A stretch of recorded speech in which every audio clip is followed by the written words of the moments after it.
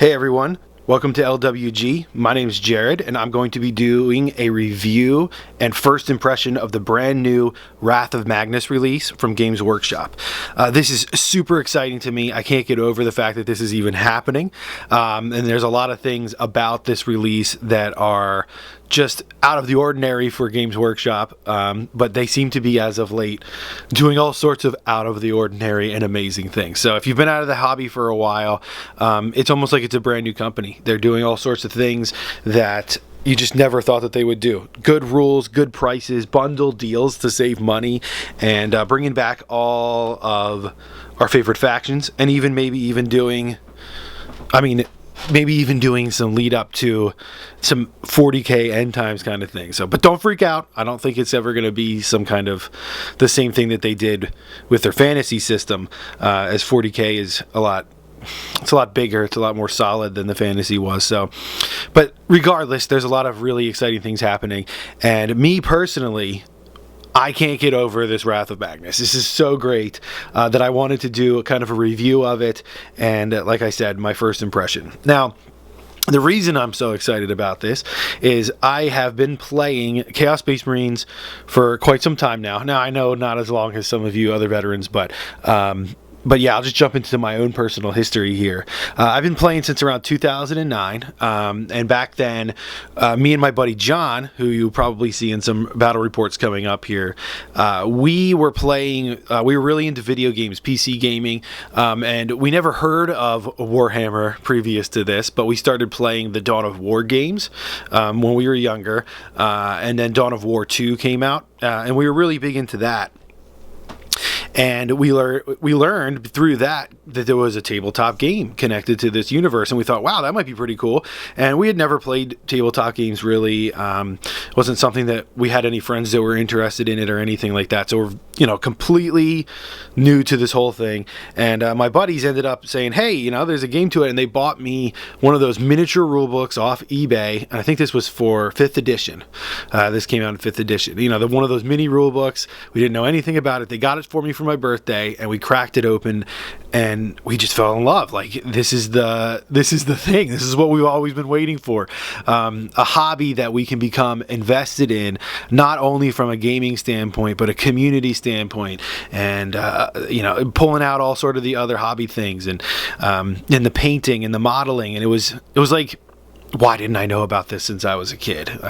But since then we jumped into it, and my first army, my first love, was the Thousand Sons. I just saw them and I fell in love with the idea, and I think this cover really symbolizes kind of why I like them. It's the whole color scheme, the Egyptian motif, and as I found out more about them, aside from the color scheme, I really just, the story behind them was just fascinating to me, about how it's almost like they're not bad guys. It's almost like they were betrayed by the Emperor, and they're on one of the few factions that are on their quest for redemption. And to be seen for the truth is that they were, in fact, the ones that were betrayed by the Emperor. Just love that idea. So ever since then, way back then in 2009 was the first army I started, and this was before I had an understanding of any really depth of the rules of the game or anything like that. It was just, I just loved the army.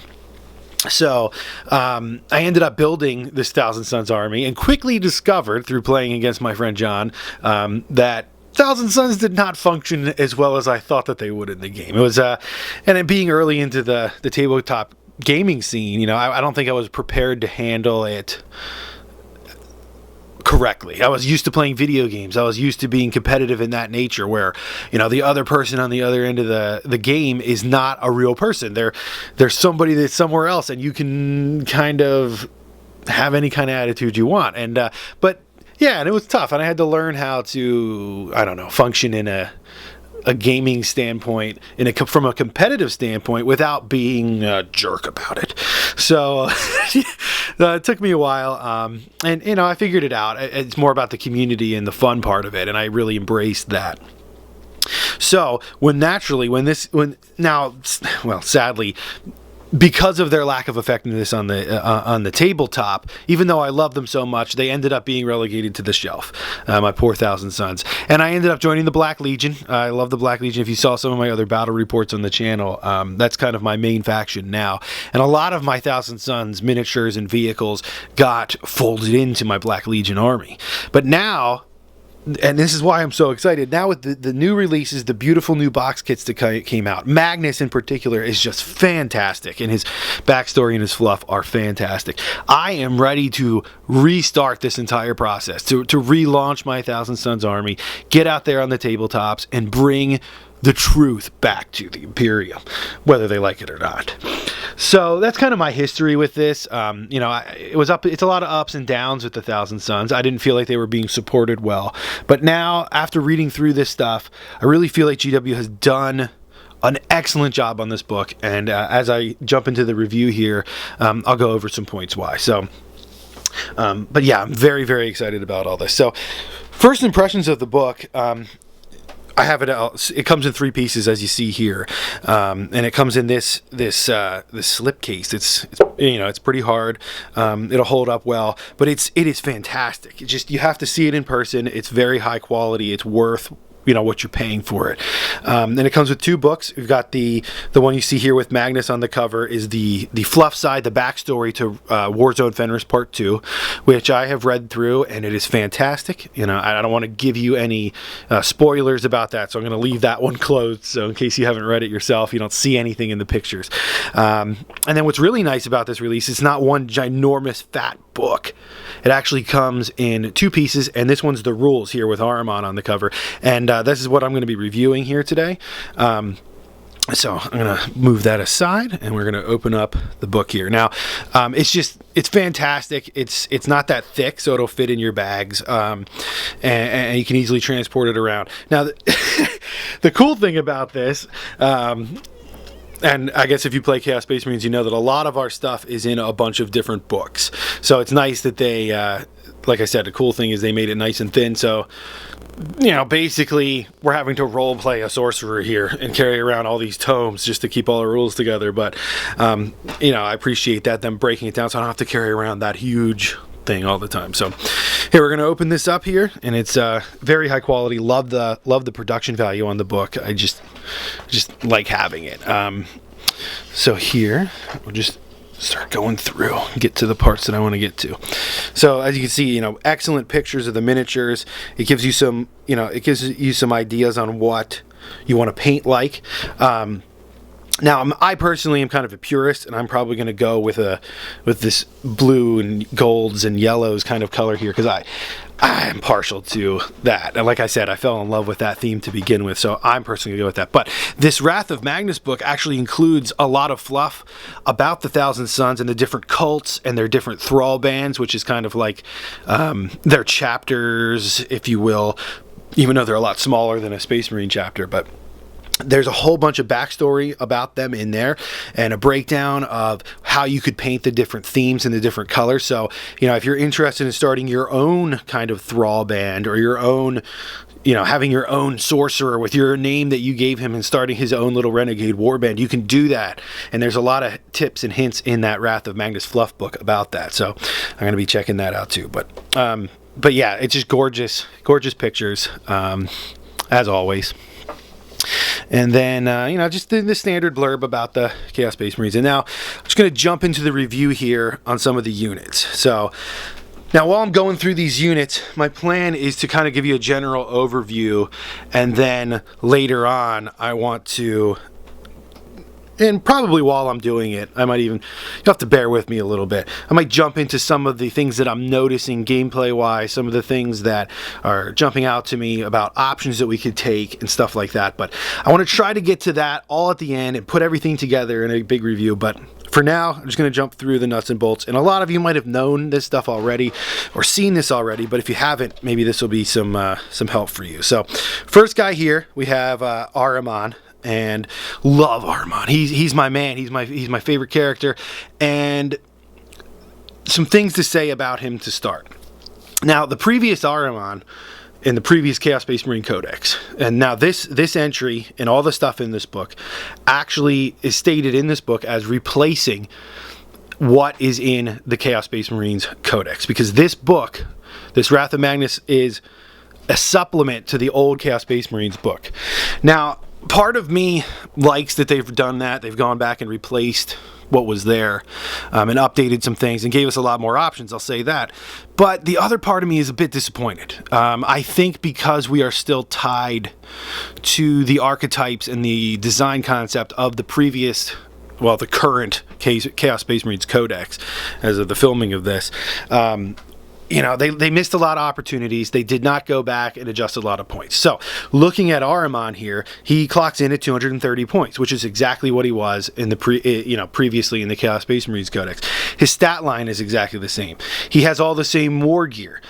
He has, which, it's not a bad thing. He's a fantastic character. I felt even in the previous iteration of him, he was an effective character. He just took a little getting used to. There probably were some more potent and cost-effective ways to use the 230 points that he costs. But one of those reasons was we wouldn't previously, while the Chaos Space Marines book had a lot of psychic power, we weren't able to bring to bear a lot of warp charges. You'd have to ally in demons. You'd have to really go for warp charges alone. But now, with 1,000 Suns, I feel like Ahriman has a new place. And there's two reasons for that.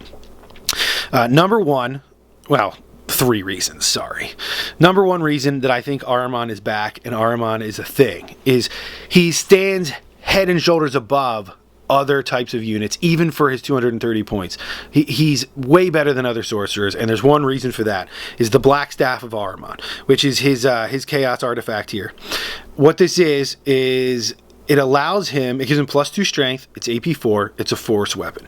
And he's got a decent profile with his 3 attacks. He's got a pistol, so he would have 4 most of the time base with his staff. AP4, not so good, but being force, being +2 strength, you're going to wound things pretty easily. He's weapon skill 5, he's going to be hitting on 3s, wounding on 2s most of the time, on average. But he can also be a threat to some bigger things. He can also be a threat to that monstrous creature, because it's force. Even though it's only AP4, all you have to do is get one through. So I like the Black Staff, I like his ability, and even in the last edition when I would use Ahriman, he could hurt some things in close combat. Now, what sucks is this guy's not been given Eternal Warrior.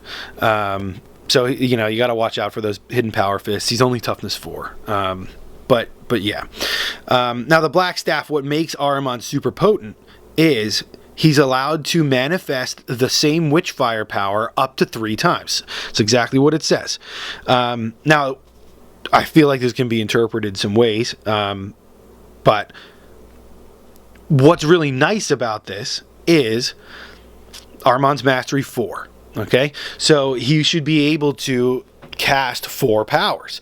Now, as we'll get into it later, there's some ways to increase that. He could cast up to 5 powers. And what I really like about this is he's kind of like your psychic machine gun. He's your guy that if you get him in a nice position, he can sling some serious psychic death. And we're talking any Witchfire power he can cast 3 times. And this really opens up a lot of the psychic disciplines to being abused and used in your favor, which I don't think is a bad thing for Thousand Suns players. For instance, getting him in position, and I used to do this even in the old book, getting him in position and to use the Primaris power from Telepathy, the Psychic Shriek. You can use that 3 times in a row, and you can shoot the same unit 3 times. You could fire at 3 different units, because in the psychic phase you can basically have split fire on all of your psychic powers. This turns him into something really powerful here, where 3 psychic shrieks on a unit is deadly. It doesn't even matter what kind of unit you're running. I mean, that's going to ignore cover, that's going to ignore armor. They get that one bad roll where they roll, you roll 3d6 dice and match it to their leadership. Anything that goes over, they take a win. They get that one bad roll, and it just blows units up. If they have to have a really good invulnerable save to survive through that. So in doing it 3 times, you have a really good chance of getting that power off. It's a Mastery 1. It's very spammable. But there's some other things you can do when you're playing with Ahriman here. which we'll get into more later when we hit the psychic powers. But so that ability to sling 3 psychic powers plus there's 2 other main things, like I said, that I think really make Ahriman shine. Is now he has the option to take a disc for 30 points. Now what this does, if you spend the 30 points, it basically gives him, it changes him from type infantry character to jet bike character. Now what that does, if you go into the core rulebook, to be when you have a jet bike, when you purchase it and it's not already part of your profile, you do get +1 toughness and plus just for being a jet bike. Now that's not listed in there, but that's how we play it at our club. I mean, everybody else that gets on a jet bike or purchases a jet bike that's, not already part of their profile, they get the +1 toughness for being a jet bike. They get to move 12 for being a jet bike, and they get to do the flat out move. Now, sadly, it's not a Eldar jet bike, so he doesn't get the assault turn move, which would be fantastic. But that alone right there is huge for Ahriman. It helps us solve some problems with him. Like I said earlier, he's not Eternal Warrior. He's at real risk of getting just hit by that power fist or hit by a missile or a las cannon and he goes down. But if you buy the disc, now he's rocking toughness 5. And now that power fist is not going to be able to knock him out. Now that las cannon isn't going to be able to knock him out in one shot.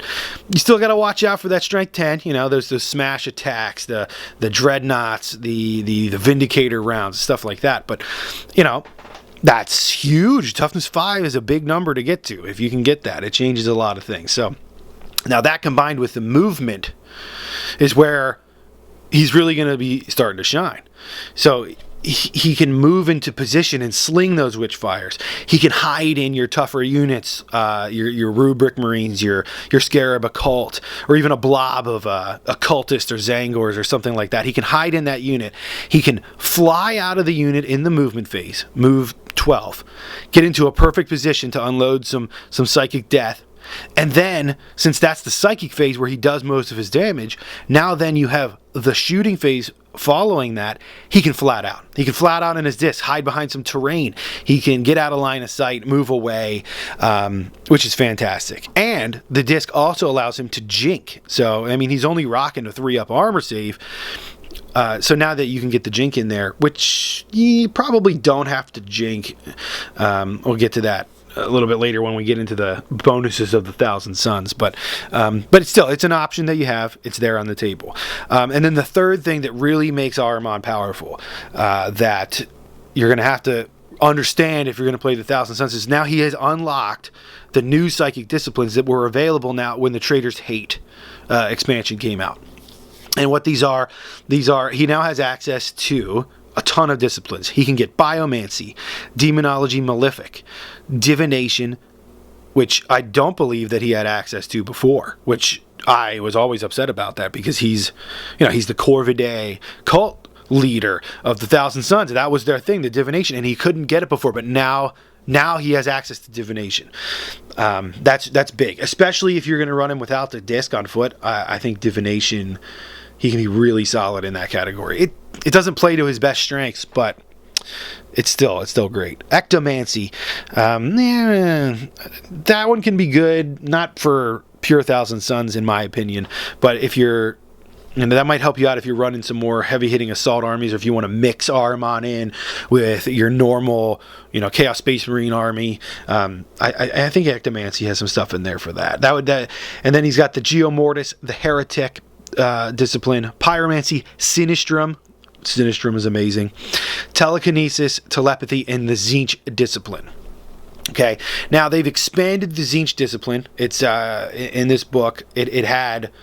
We'll get into the details later, but it's been expanded. It's a very good shooting discipline. Something that I really like for Ahriman are the shooting attacks, and there's a lot of them in there that he can really exploit and turn into some awesome stuff. Like three of the beam powers that are. They can take out vehicles with that. You can take out infantry, troops, Terminators with the Strength 8 AP1. I think it's Doombolt, I believe it's what it's called. It's very strong, especially when you cast it 3 times, 3 different directions. And then there's also one of the other new powers, the Baleful Devolution, which we'll get into but yeah, he can sling these powers. He can get into the position with the disc that he needs to unload your flame templates, to get that extra range that you need if sometimes one of the psychic powers has a lesser range. But yeah, very strong, and the key to him is going to be understanding which disciplines you need for the battle at hand. Okay, now I know I spent a lot of time on this part, but I think looking at the Thousand Sons, the way you play them is you're going to have a core understanding of the psychic disciplines, what you need for the task at hand and against the army that you're playing.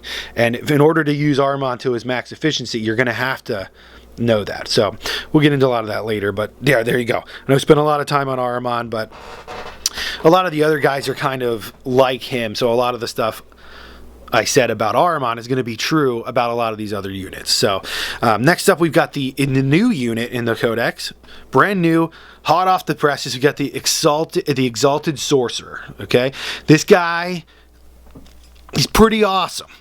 Pretty awesome. He does have some drawbacks, but I really like him. I'm sad he clocks in at 160 points, and I'm sad about that. But I think I understand why he is that expensive. I think it's a good price point for him.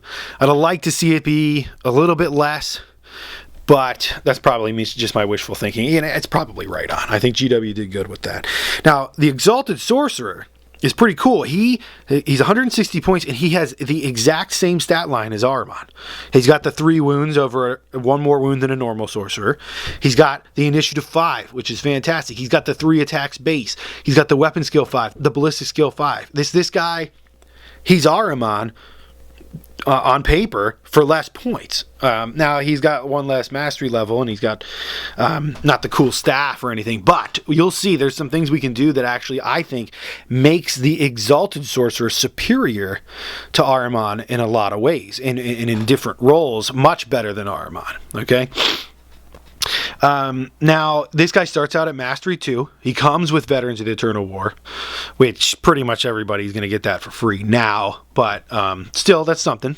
He's got the Mark of Tzeentch on him. He's got the Fearless Rule, so this is huge.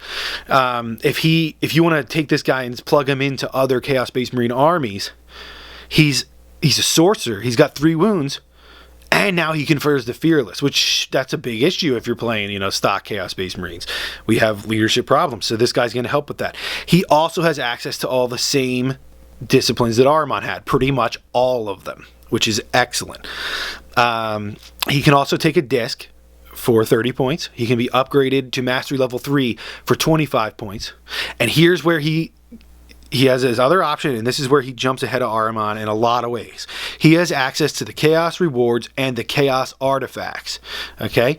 Now, this guy is he's not like he has to be Thousand Sons. It's looking like this guy can be taken in any Chaos Space Marine army. Now, if you take a Thousand Sons army, he will be a Thousand Sons dude, and that will give him access to the Chaos Artifacts of the Thousand Sons. But if you take him in a Black Legion army, he could be taking the Black Legion Artifact. He could be taking that last memory of your Anthros. If you take him with Word Bearers, when you took the new Traitors Hate thing that's coming out soon, he could be summoning demons on a 3+. I'm not seeing why he would not be able to be taken in those other Space Marines factions. He doesn't have anything that says Thousand Sons only or anything like that. So just be aware that when it says Chaos Artifacts, yes, it means the Thousand Sons ones, which are great, and we'll get to.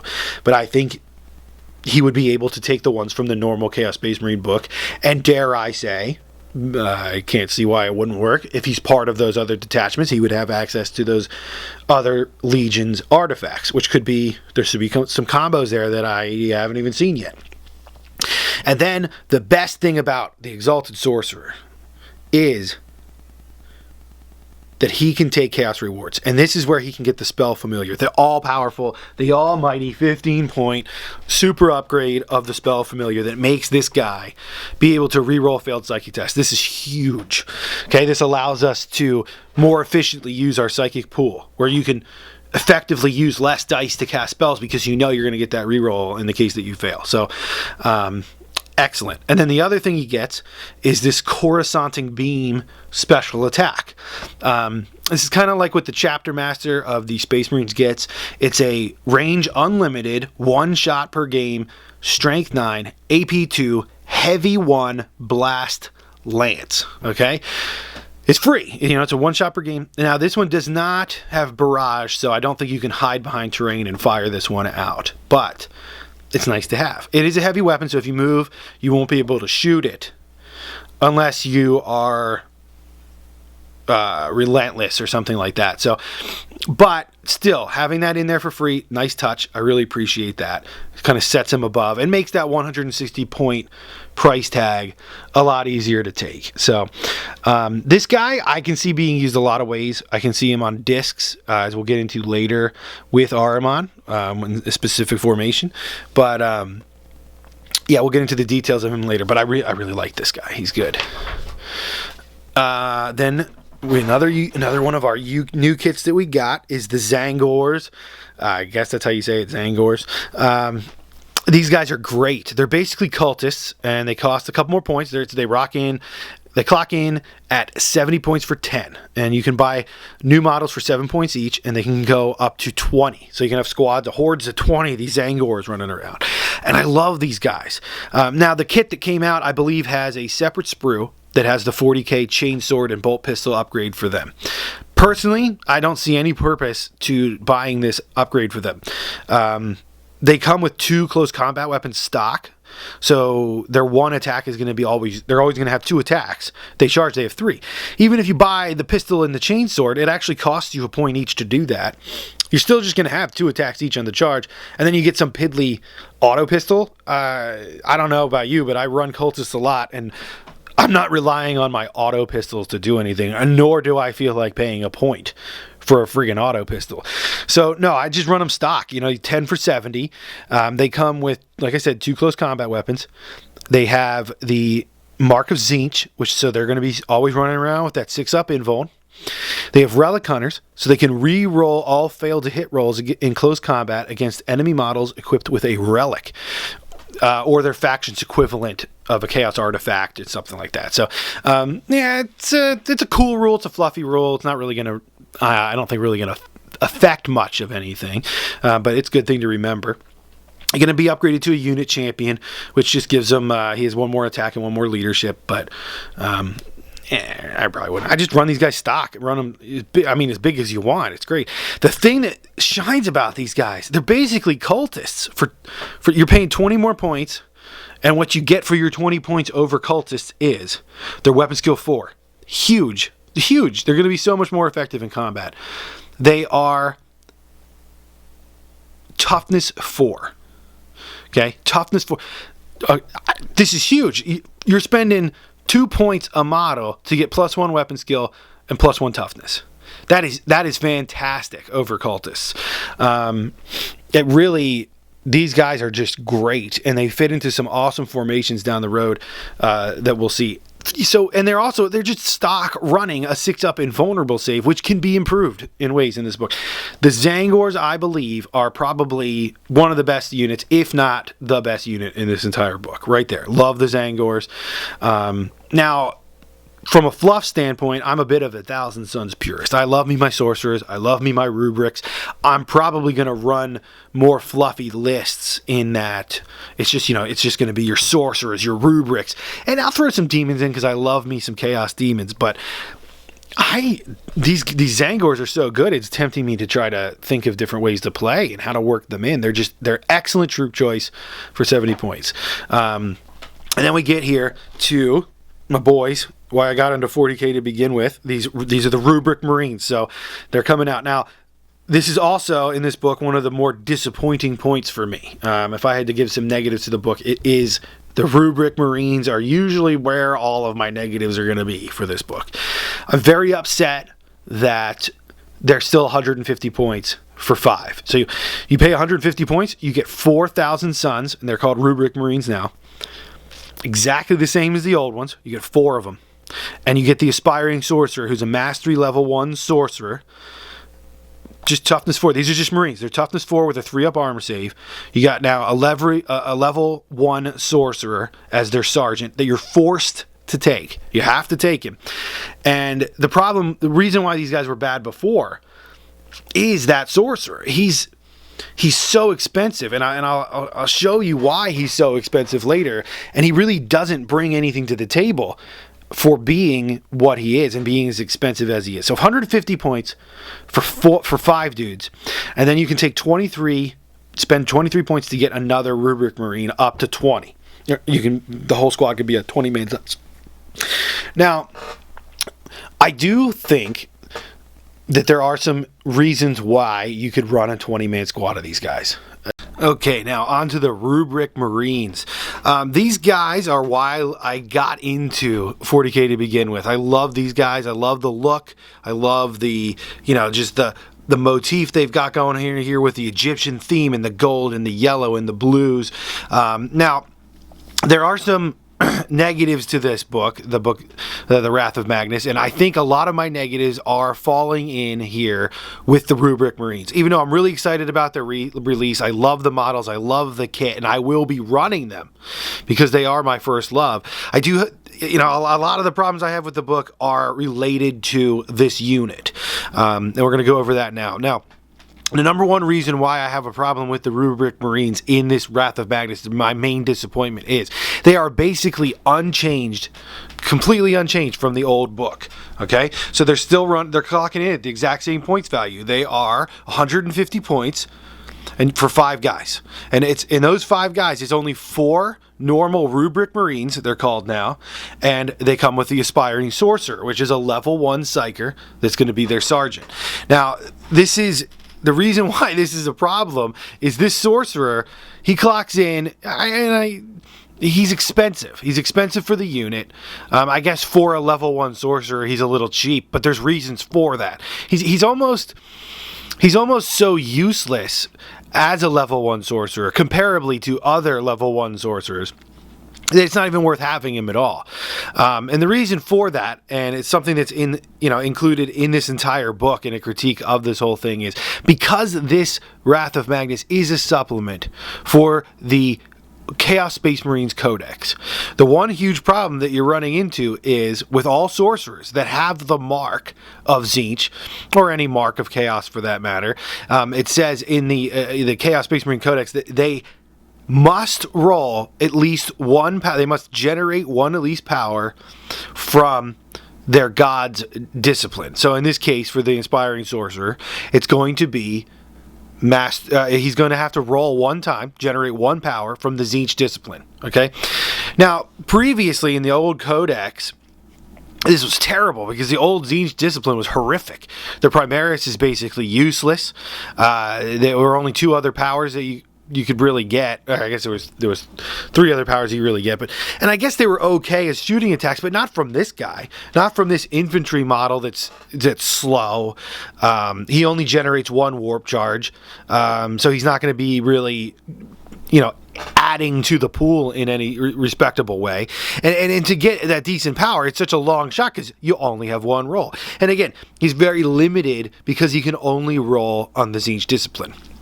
Now, the one good thing about Wrath of Magnus that's kind of a bonus to this unit is that the Tzeentch discipline has been expanded very well, and we're going to look into that later. So he could roll up some of the better powers off of the new expanded Tzeentch discipline, but then again, he might not. He might get that craptastical power. And the real uses for these guys is they're your battle line troops, they're your mainline troops. They're pretty tough. Clocking in, they're a Space Marine. It's a Space Marine with a 4-up invulnerable save. That's what a Rubric Marine is. And they have the level 1 sorcerer. But they have some pretty substantial drawbacks for the cost that they are. The first of this being, and this is fluffy and I appreciate it, but they have the slow and purposeful rule. Now, I hate this rule. I don't even know why this rule exists in the rule book. It's always been a point of contention for me that it's not really a special rule. It's more of a special nerf to a unit. Slow and purposeful, there's no purpose behind the slow and purposeful. It's slow And it's just slow. They should just call it slow because it doesn't really give them any kind of bonus. The real bonus is you can move and shoot heavy weapons. Okay. Now, the previous iteration, that had no bearing whatsoever on this unit. Now, they have been, upgraded. They've gotten a new heavy weapon, which I really love the heavy weapon. It's fantastic. The Soul Reaper cannon, which you see here in the picture, this dude right here is holding it. It's a fantastic gun, and this is the first place we're running into it in this new Wrath of Magnus. But it's essentially an assault cannon that's strength 5, AP 3 all the time, 4 shots, and rending, and I believe it's 24-inch range. So, which is great, and the slow and purposeful really helps us. They can move and they can shoot that Soul Reaper cannon. Love the Soul Reaper cannon. But then again, we can't have anything nice on Rubrics without them taking it away or making it unachievable. Because in order to get the Soul Reaper cannon, and you can only get one, you have to have a 10-man squad of Rubrics. Okay, so you're maxing out this unit to get a decent heavy weapon, I'll give them that. But then again, the heavy weapon itself clocks in at 25 points. This is an overpriced heavy weapon on an overpriced squad with an overpriced sergeant that you can't do anything about. And it's just not, it's not where I want them to be. I would love to see these guys, and rightfully so, in the current state of the game. They should have been 18 points a model instead of 23. Okay, they should have dropped it down. Now, the Sorcerer, if you do the math, clocks in at, he's 35 points for a Mastery 1 Sorcerer. But like I said, well, that seems decent because, your normal Mastery 1s, if you look into a book, are around 60 points. But remember, he's only 1 wound.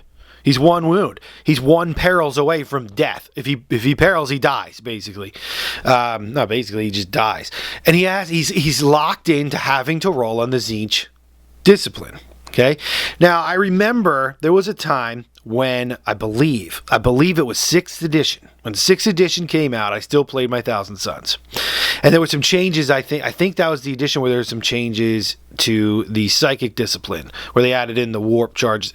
I might be wrong on that. So if if you catch me and you're wrong on that, it might have been 7th that I'm thinking of. They start to go together. Anywho, I remember running Thousand Suns when the edition changed and the new Psyker power came out, and it was up in the air.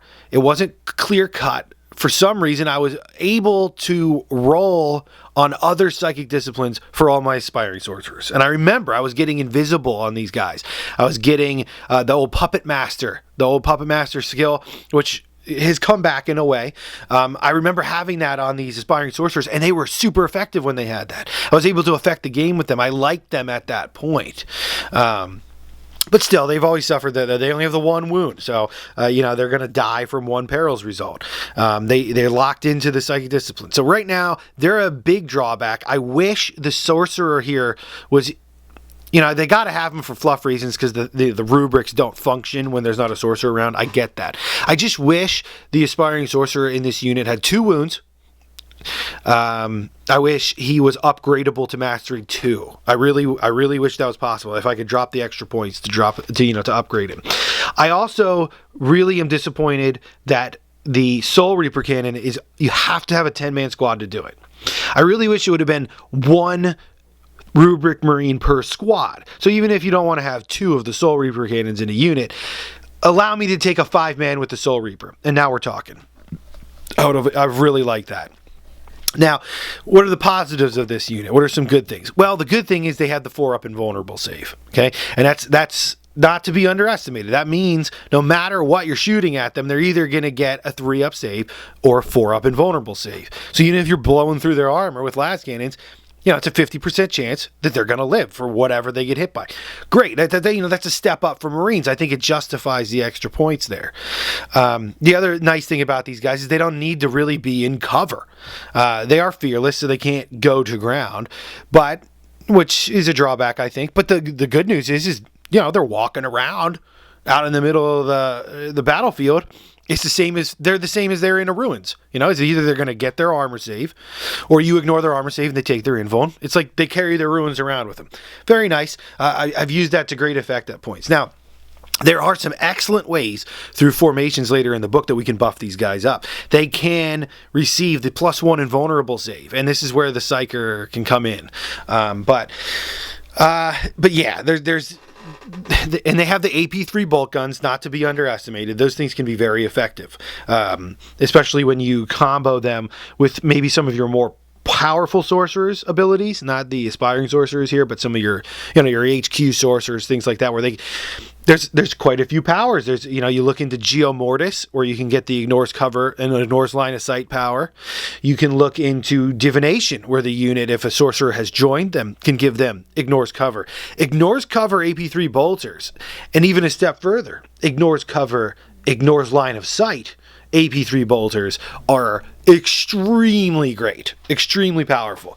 But again, it takes a lot of points to dump into them. It takes a lot of you got to pull the other sorcerers in. You got to use a lot of overlapping buffs and stuff like that, and hope you roll the right powers.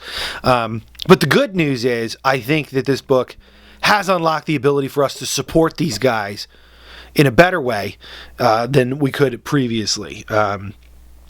So there's that. Now they can take a Rhino. I can see that being utilized. My real problem with the Rhino, though, is if they're going to be used, and the way I see these guys is their primary goal is going to be a bunker for your other sorcerers, where either they're going to stay on foot in this unit and sling their powers and buff other units, and stay with them the whole game and do like backfield support, or you can pop 5 of them in a Rhino, add a sorcerer in there, they can drive up to midfield and be a force to reckon with there. Or they could be also either a good objective holder, while maybe you have your more powerful sorcerers or on discs, or you have your Ahriman, and they can jump from being in this bunker backfield unit to jumping up to midfield to the Rhino unit after they get out, and kind of hop around from unit to unit and be able to fire on the enemy with the psychic powers. I like them for that, and I like their durability when they're in when they've been blessed by friendly sorcerers, or they're in their formation, which I'll get into details on that when we get to the formation. But they can be tough. It's either, to me, they're either going to be a little man squad, or I got sidetracked, but I was saying before, I see the viability of taking these guys in a 20-man unit that you can use as your super bunker. You take them, you take some other abilities that allow them to, there's one artifact that allows them to move 12. We'll get into that. And you can have them be a mobile bunker. And because they're 20-man strong, which is horrifically expensive, but I think it's something to consider, they're very, very easy to buff when they're one large unit. You can hit them with the shrouding. You can hit them with the bonus to their invulnerable save. You can hit them with all of those powers much easier when they're one large unit. And they definitely have more of a presence that way, and do they're going to output much more damage. So I kind of like them. Whereas I would never run a 20-man Chaos Space Marine unit, for example, or a 20-man, maybe Berserkers. I could see maybe Berserkers. But, Plague Marines, you're never going to see Plague Marines. They don't need to be 20-man. Whereas these guys, because of the way the psychic powers function in this army and the way that it can buff them, I think there might be viability in that large unit of them. So something to consider there. These guys are going to be a very important part of, I think, some lists as we look into the formations, but I don't think you're going to be wanting to take them as troops in your CAD unless you really want to run a pure Thousand Suns army, which is kind of what I'm looking at. But they're beautiful models, excellent models, and they just need a price drop. That's what they really needed. They didn't get it, but we'll see what's happening. We'll see. So moving on here. We are moving on to the Scarab. Let me move this over here. The Scarab Occult Terminators. And oh my goodness, here's a new kit that GW knocked out of the park. I mean, look at that unit. It's fantastic to the fluff. They look like automatons that are just silently going across the battlefield, wading through the enemy, emotionless killers, and that's what they've always supposed to be. This is the Legion Elite. These are the Scarab Occult Terminators, and they are fantastic. Okay, now I've been looking around online to see how people are using these guys and some reviews of them, and I think a lot of people might be missing the point on this unit. I think that this may be the best Terminator unit that GW's released in a ever. This unit is fantastic. Okay, so let's just run through the basics of it, and then I'll do some thoughts on the unit and how it might function. So, clocking in at 250 points, and when you do the 250 points, you get 4 dudes, and you get the level 2 sorcerer that's running. That's the leader of this unit. Fantastic. 250 points, and that gives you. They all have AP3 twin link bolt guns and power swords for the 250 points. The sorcerer will have the force staff, which you can give him you can spend some extra points, I think. Yeah, spend some extra points to give him a power sword. I don't see the purpose of giving him the power sword. I'd rather him have one of those AP3 twin link bolt guns as well, and stick with his force staff. I like force staffs personally. The rest of the units got the AP3 swords, but yeah. So then they also have. This is where this unit really shines. The level 2 sorcerer here comes level 2. He has access to a ton of powers. He's got all the same powers as everybody else. The demonology, the divination, the ectomancy, the geomortis, the heretic, the pyromancy, the sinistrum, the telekinesis, the telepathy, and the Tzeentch. Now he is marked Tzeentch. They all come with the mark of Tzeentch also in that 250 points. So he will have to do one of his 2 roles is required to be on the Tzeentch table, and then because he's he's a chaos sorcerer, he always knows the Tzeentch primaris. And the Tzeentch primaris is terrible, so we pretty much just ignore that. But 1 roll on Tzeentch and then 1 roll on another discipline. And that is great for this guy. And even the Tzeentch discipline is pretty good for this guy, given that Terminators are, these guys are going to be more durable, significantly more durable. And the Scarab Occult sorcerer also has 2 wounds, which I love, because then he's not going to die from 1 perils. He's going to be able to hang. He's a legitimate sorcerer. He is not the piddly rubric.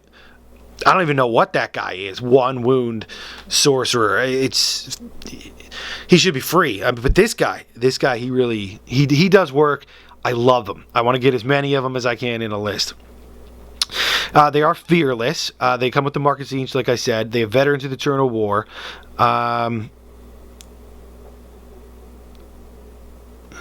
And you can take more guys in the unit for 40 points a model, which I'm not sure you want to do that.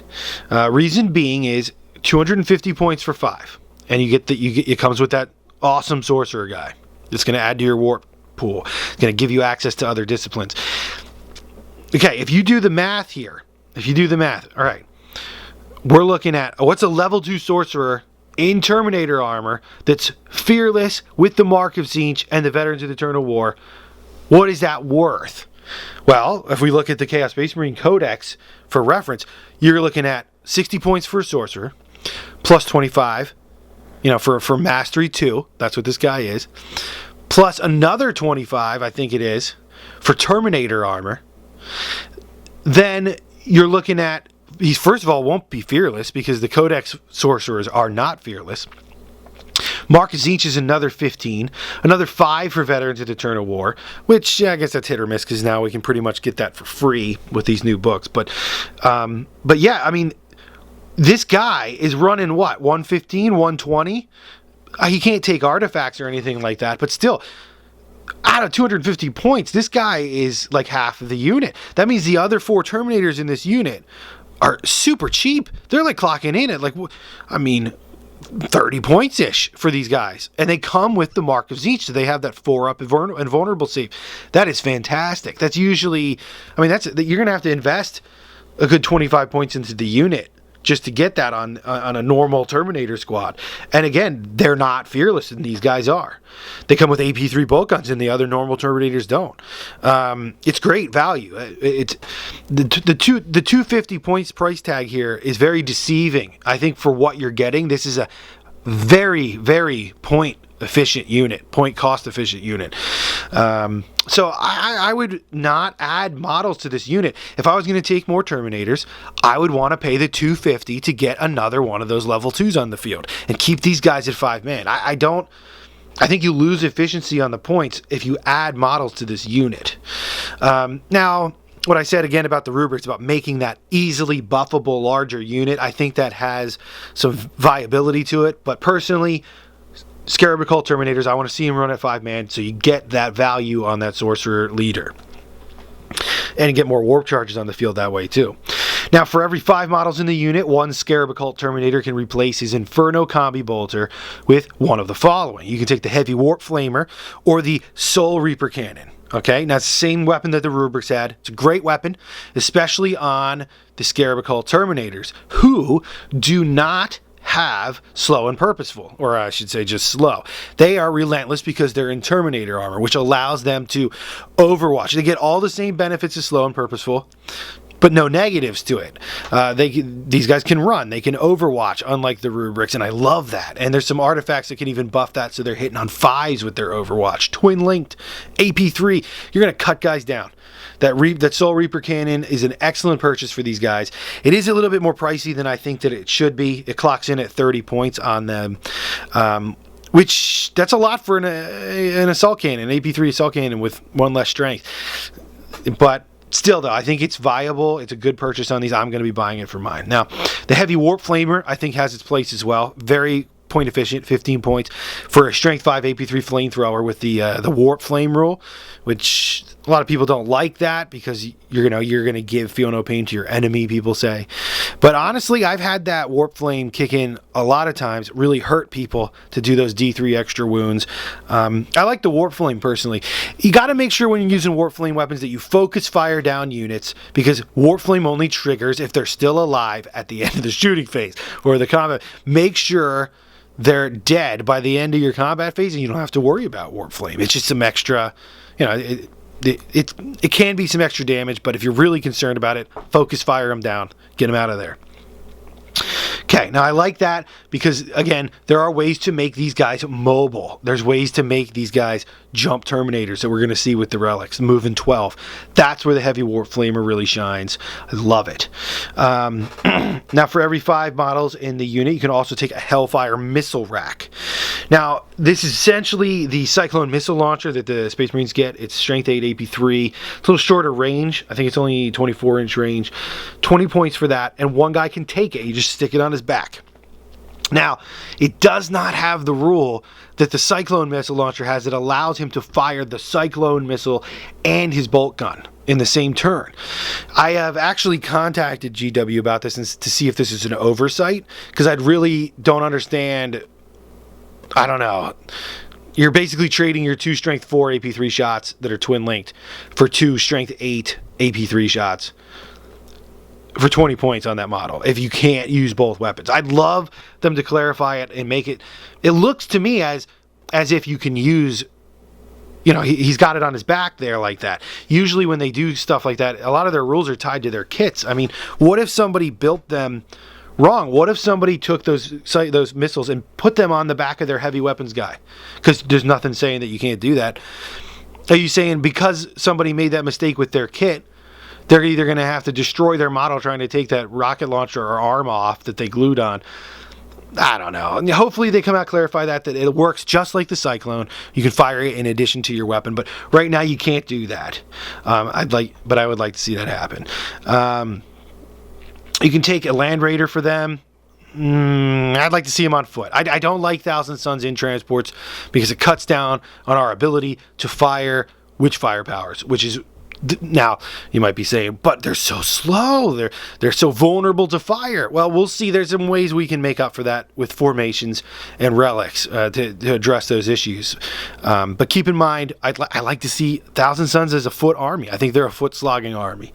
But it's an option there if you're looking into that. But yeah, I love this guy. I see him filling the role of when you go to roll your psychic powers. I want to see you roll on these guys, your Terminator champion guys first, your Rubric champions first, to see if you can get those clutch powers that you need.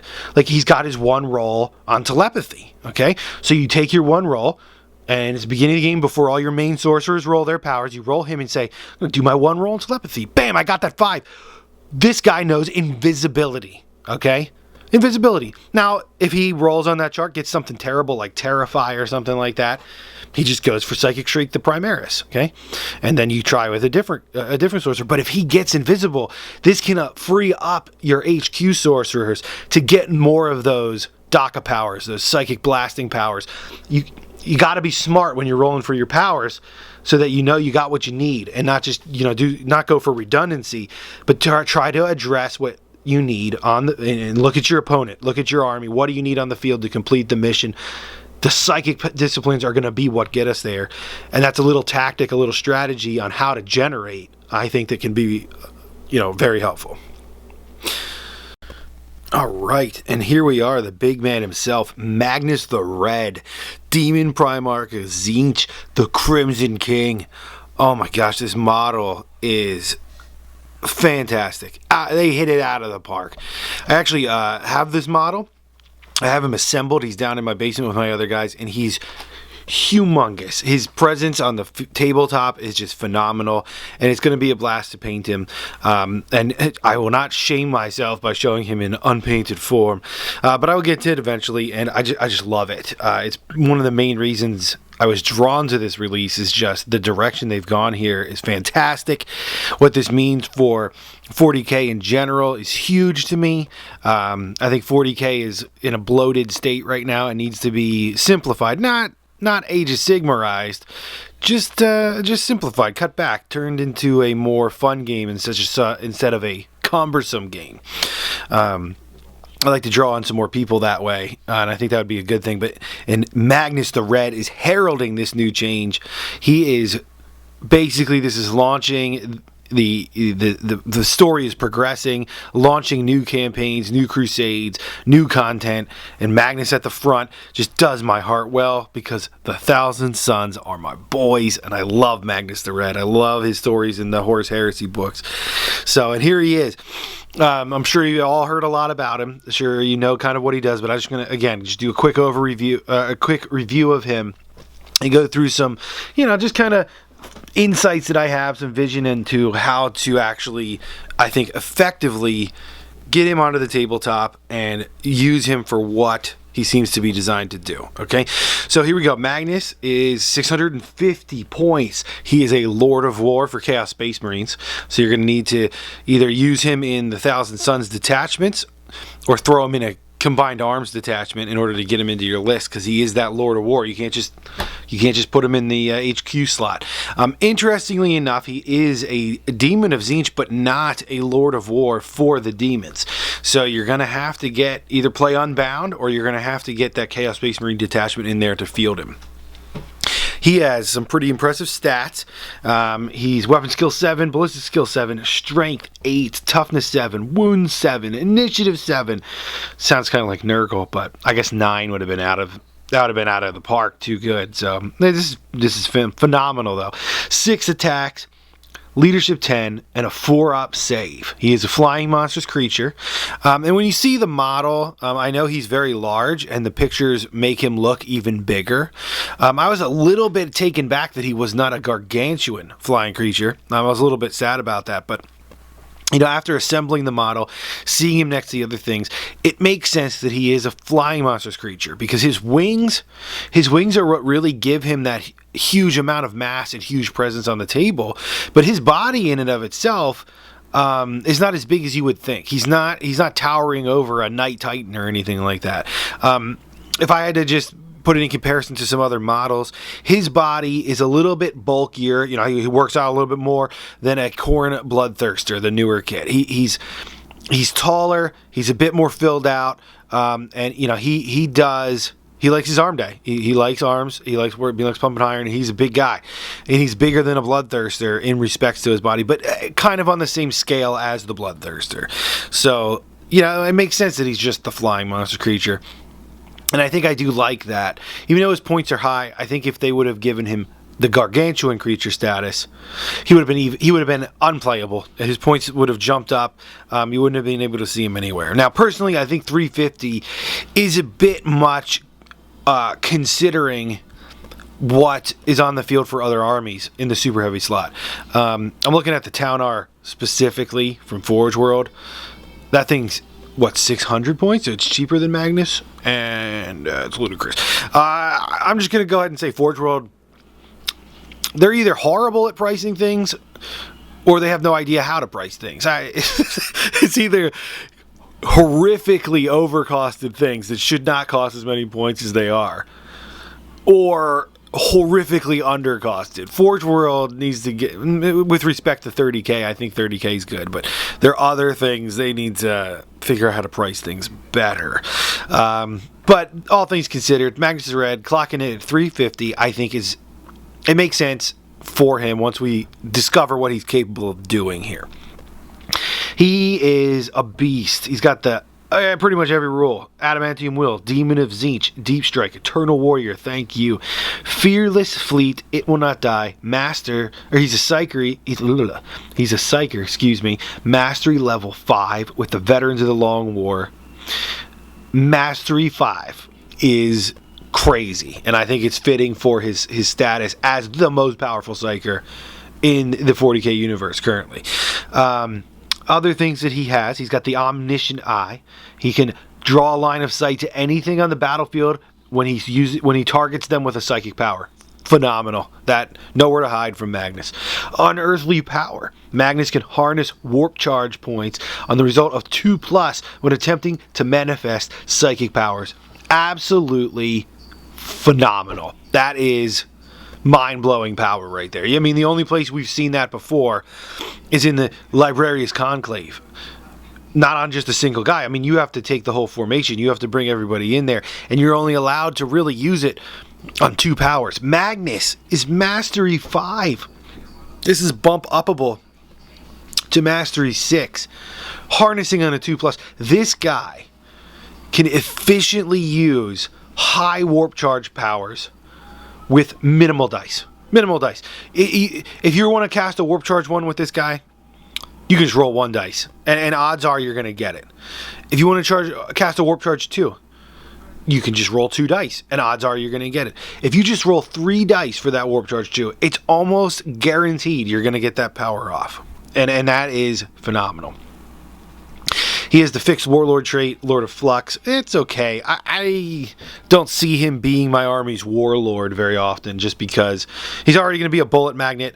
We don't need to put even more bullet magnetry on him. But Lord of Flux, decent power. It basically just makes dangerous terrain, etc. around him. I could see its place. It's not terrible. For a fixed Warlord trait, I would like to see something better for him. I'd like to see something that involves a psychic phase, but Lord of Flux is a good one.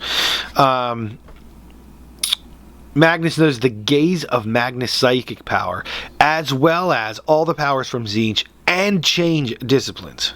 Now, if you are unaware of this and why this is so powerful, I've seen Magnus get a lot of flack for this, in fact, where he's not... Magnus is Mastery 5. He's not rolling his powers on any discipline.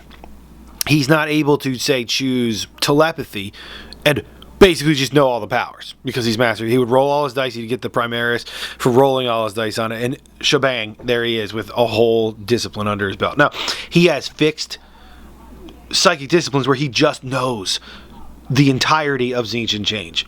Now, this is significant. A lot of people are saying this is a downside. I think that this is huge. I think that this is showing you the power that Magnus has here with the Tzeentch and the change disciplines. We covered the Tzeentch one a little bit when we were talking about Ahriman, and I'm going to cover it in more detail soon, but the change discipline, for those of you that don't know, Curse of the Wolfen, this is the second book in the series of the Curse of the Wolfen series, and this is called The Wrath of Magnus. The first book, part 1, is called Curse of the Wolfen. It's Warzone Fenris. And in that book, if you're not aware, there was some updates for the demons, okay? And they updated the Chaos Demon lore of change, which is what he has access to here. The lore of change is phenomenal. It has a straight D shot. It's a one-shot weapon. It's a D. Magnus knows it.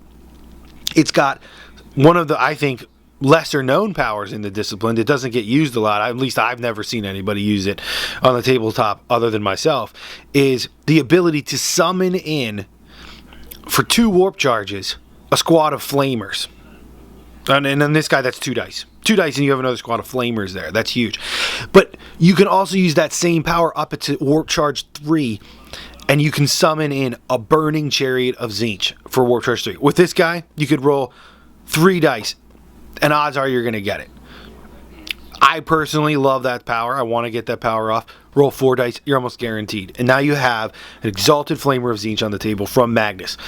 Remember, when you summon that Exalted Flamer in the psychic phase, you can place it 12 inches away, and then it's going to do its deep strike. If you have Cursed Earth up, per se, which you should if you've got Tzaangors demons on the table, it doesn't scatter. And then it has a Torrent Flamer, a Strength 5 AP 3 Torrent Flamer that comes 12 inches off of that, and then you can turn the template around. It's almost like another weapon for Magnus. Okay, he can just he knows that spell all the time. Boom. There's a squad and cover of infantry out there. I summon in my Burning Chariot in the psychic phase, in the shooting phase. I flambe it. It's gone. It's Strength 5 AP3 Flamer, kills almost everything. Okay, so it's like another weapon system for Magnus. So keep that in mind. Change has the Flickering Fire Primaris power, which is the one that he has because he is a demon of Tzaangors. This guy, Flickering Flames, is 4d6 shots of Strength 5, I think it's Strength 5, AP 4, death, psychic death, from Magnus, who's ballistic skill 7. So he's going to be hitting on 2s, re-roll, and getting the 5s. Very, very good power. He can harness it on Warp Charge 3 by rolling 3 to 4 dice. And now you got 4d6 Strength 5 shots from Magnus that are going to basically all hit and just tear things apart. Phenomenal. You can use him and his ability as a flying monstrous creature to fly behind flyers in the air and just nuke them with all those Strength 5 shots. Oh, you have that Dreadnought coming in. Fly to the rear armor. Boom. It's gone. And just sheer number of attacks that you can get with that. Now, it's a random, it's 4d6 attacks. So it could be low. But at least even if you roll low, Magnus has got that high ballistic skill. He's gonna nail that unit, pump out the Strength 5 damage. So all these things are going to be connecting, as I hope you're seeing, to the other units that are around here and forming what you should see in your mind as a way for all this stuff to work together. For instance, that Flickering Flames ability that Magnus has, and all the Tzaangors demons will have, it's got the Warp Flame rule on it, which we talked about before. Remember, if you want to put Warp Flame on a unit, you might be giving them their +1 feel no pain. No, you use Magnus and his ability in the psychic phase combined with the other units, focus fire down that unit and get rid of it, and then they won't be getting that feel no pain while being able to utilize the power of Magnus. Okay, I know I'm getting excited with Magnus. I'm sorry, but I'm going to continue on here. Magnus also has some chaos artifacts. He's got 2. He's got the Blade of Magnus, which is his giant, I don't know what that thing is, glaive or halberd or staff or something. Apparently he's able to change the shape of it, and you can also build it as a sword, which I think is pretty cool. It's his strength user, AP2, Force, Soul Blaze, and Transmogrify. Transmogrify is, I believe, every time he does a wound, or he does a wound roll of 6 with this weapon, it's going to cause instant death, and if a model is killed as a result of that instant death hit, it immediately is replaced or turns into a chaos spawn. Okay, the guy's got 6 attacks. Okay, he's weapon skill 7. He's gonna be hitting most things on 3. So you're talking what? 5 attacks, maybe even 6. Fairly reasonably. If he's up against Marines, he's got Veterans of Eternal War, he's going to reroll. You're talking 6 hits here with this thing. Maybe even 7 on the charge. I mean, if you hit 6 times and he's wounded on 2s, he's strength 8. You're going to get 4, on the low end, probably 4, but 5 wounds, around 5 wounds. That's a darn good chance to roll one of those 5 dice for wounding on a 6, and bam, there's a spawn. This could get, again, now, listen, he's making burning chariots, he's making flamers, he's making spawn. He is 650 points, yes, but he's already got ways built in to multiply his points Okay, and you're going to build it into other units that they can take objectives. They can threaten other units. This is excellent. I mean, don't underestimate just getting a free spawn in their backfield or something like that. It's just great. It's great. This comboed with one of the Tzeentch powers, which we'll get to. I'm super excited about these psychic powers. That also has that transmogrify rule to make more spawn. So he could shoot at a unit, make spawn, then melee it and make more spawn, and it's separate squads. It's just great. I like it. Then he's got the Crown of the Crimson King. This gives him a 4-up invulnerable save, and he never suffers from perils of the warp. I don't even know what to say. It's beyond phenomenal. Now, what really, the reason I love this is his stock power, which we already went over. He knows the Gaze of Magnus. I was saving it for now. The Gaze of Magnus is an 18-inch beam psychic power that is Mastery 5. You need 5 positive charges to make that sucker go off. Only Magnus knows it. 18-inch D. So it hits everything in that line. An 18-inch line from Magnus gets hit with the D. This is complete savagery. And remember, it's a beam psychic power. So whenever you target it, beams target a point on the ground. They don't actually target units. Okay, so there's no jinking from a beam. There's no, I don't even know if I'd have to look it up and check it out, but I don't know if warp spiders would even be able to move out of the way of that, for instance, because they're not being targeted by the power. I'd have to look that up. I'm not 100% familiar with that, but still, you've got your Raven Wing bikes that have their 2-up rerollable jink save. Nope. They're gone. They're gone. They don't have any save at all because they're not a target of the attack. Your Eldar jet bikes, your skimmer vehicles, your Necron vehicles, they're all being hit. They cannot even attempt to jink because they are not a target. Fantastic. Not only that, it's multiple D hits to multiple units. Okay, and with an army like the Thousand Suns, especially if you're running Magnus, he's clocking in at the 650 points. You're going to be low on model count, so you really need to find these powers and these abilities, like Magnus has, to affect multiple units with one of your units. And Magnus might be the best at this. The Thousand Suns army in general may be the best army with this, because essentially, with the power of the Psychic Phase, the entire Thousand Suns army has split fire on multiple levels with different types of powers, because you can target different units with your Psychic powers in the same turn. You can lay down all these beams. I mean, Magnus himself has that D beam, but he also has the D beam attack from the lore of Tzeentch, and there might even be another one in the lore of Change. I mean, he could drop 3 beams down. That's fantastic. And he also has the straight D shot again. So, but because he's Mastery 5, you could fire off all of those abilities. You could, it's Magnus is amazing. And now, how does he get away with this? You might say, how does he not just get shot down? I mean, he's a big target. Well, the trick with Magnus, he's not even really a trick. His stats are fantastic. Toughness 7. I mean, right there alone, is most weapons are going to not even really have. It's going to be tough for them to hurt him. 7 wounds. 7 wounds is really hard to get through on this guy. He's always re-rolling saves of 1. You got to remember that. So his stock save is a 4-up armor save. Again, I'm so happy they didn't give him a 2-up armor save. I heard a lot of people complaining, oh, he should have a 2-up armor save, at least a 3. I'm happy he is at the 4. In fact, I'd like to see him not even wearing armor. I'd like the option to not build him with the armor and drop his save even more, simply so the grav weaponry that we see plaguing the 40k universe currently, it only wounds him on a 4. Okay, and then he's got his 4-up invuln save stock, which is very upgradable. You can easily get him, and by himself he can get the 3-up invulnerable save re-rolling once with 7 wounds at toughness 7. That's amazing. And if you combo him in the army and you get the Cursed Earth, that's a 2-up re-rolling ones invulnerable save. If he is rolling on the 2-up invulnerable save, re-rolling 1, he's effectively invincible. I mean, effectively you're never going to drop him unless you have some horrific rolling. And if you're like me, of course, my Magnus is going to die every game, but love Magnus. He's going to be tough to get in some lists, I think, but I don't think you're ever going to be disappointed with this guy. You just got to use him smart. You got to get up in the air and do what he does best. You pump him full of warp charges from your army while he's flying around and just lay down annihilation in the psychic phase. And then once the dust has settled and there's a few guys standing here and there's this dude over there, then Magnus gloriously descends to Earth and just finishes everything off. I mean, he's gonna be fantastic, I think.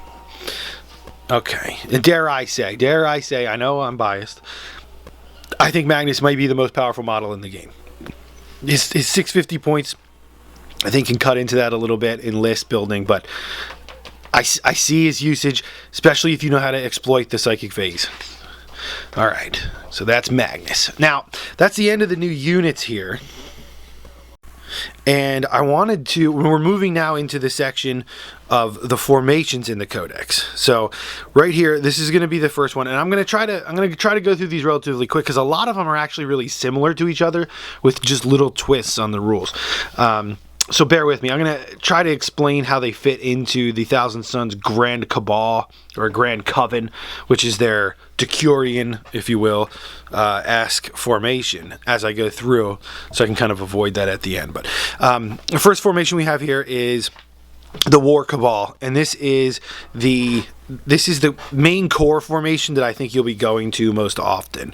It's between, this is the one core, and then later on there's the Sekhmet Conclave, the Terminator one, that's another core, which I really like, but that one's very pricey. This is the more reasonable of the two of the cores, and I think you're going to be going to it a lot, especially if you are a Thousand Sons purist like me.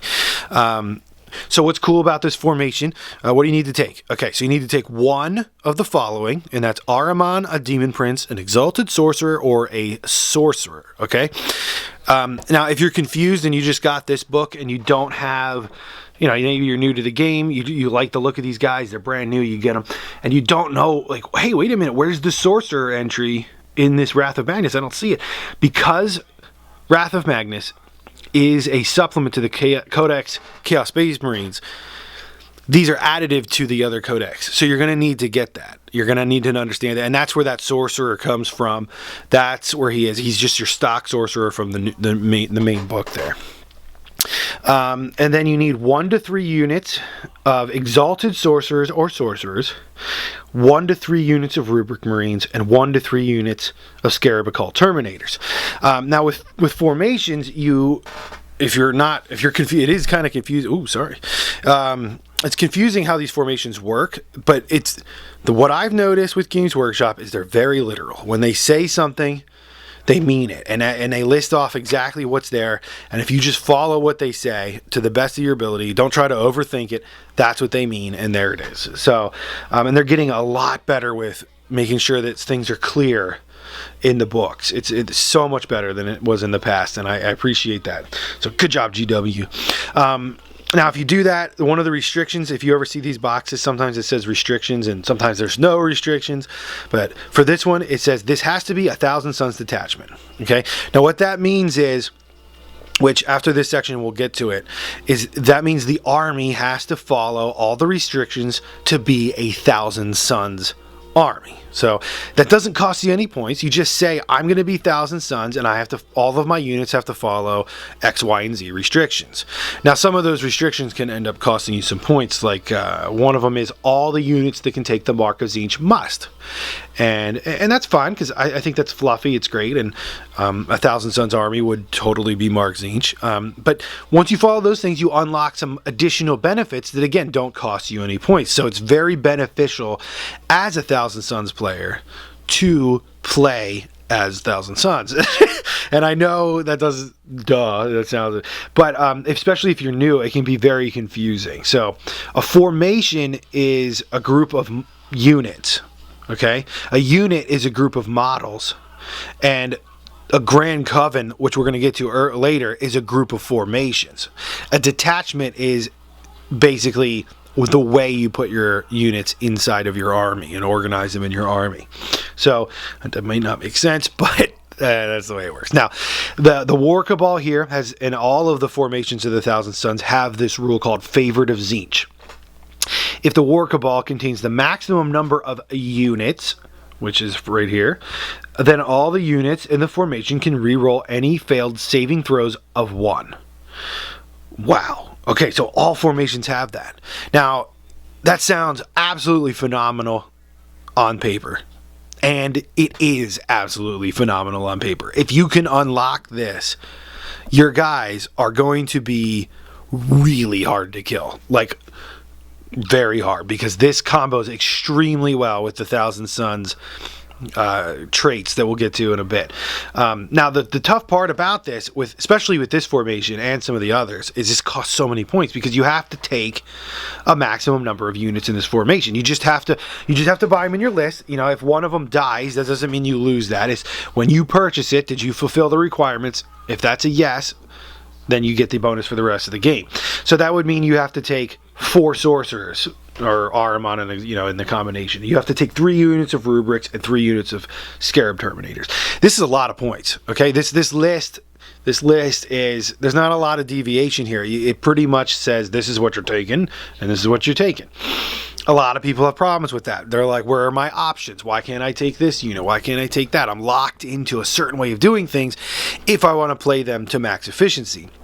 Now, if you're wise with your spending on your units, you can actually run the Favorite of Tzaangors War Cabal in 1850. I mean, you'll be low model count, but again, they make up for it with that fantastic rule. You can sneak it in there, but you'll have to drop the mastery level on some of your sorcerers lower. You'll have to do this and have to do that, but it's possible. So it's excellent, and it can fit into normal points games. Don't let anybody tell you it doesn't. Now, the one thing I like about this, even though it's expensive, even though the list writes itself, remember, the Thousand Suns are not about list building per se. It's not, oh, you took this combination of units, you're going to win. That's like Tau. You can, if you look at competitive gaming and competitive tables, when people are playing, you're saying, oh, there's the Eldar guy that's running all these warp spiders versus a guard player, or you got this Tau guy. You can just look at the lists and you know what they're trying to do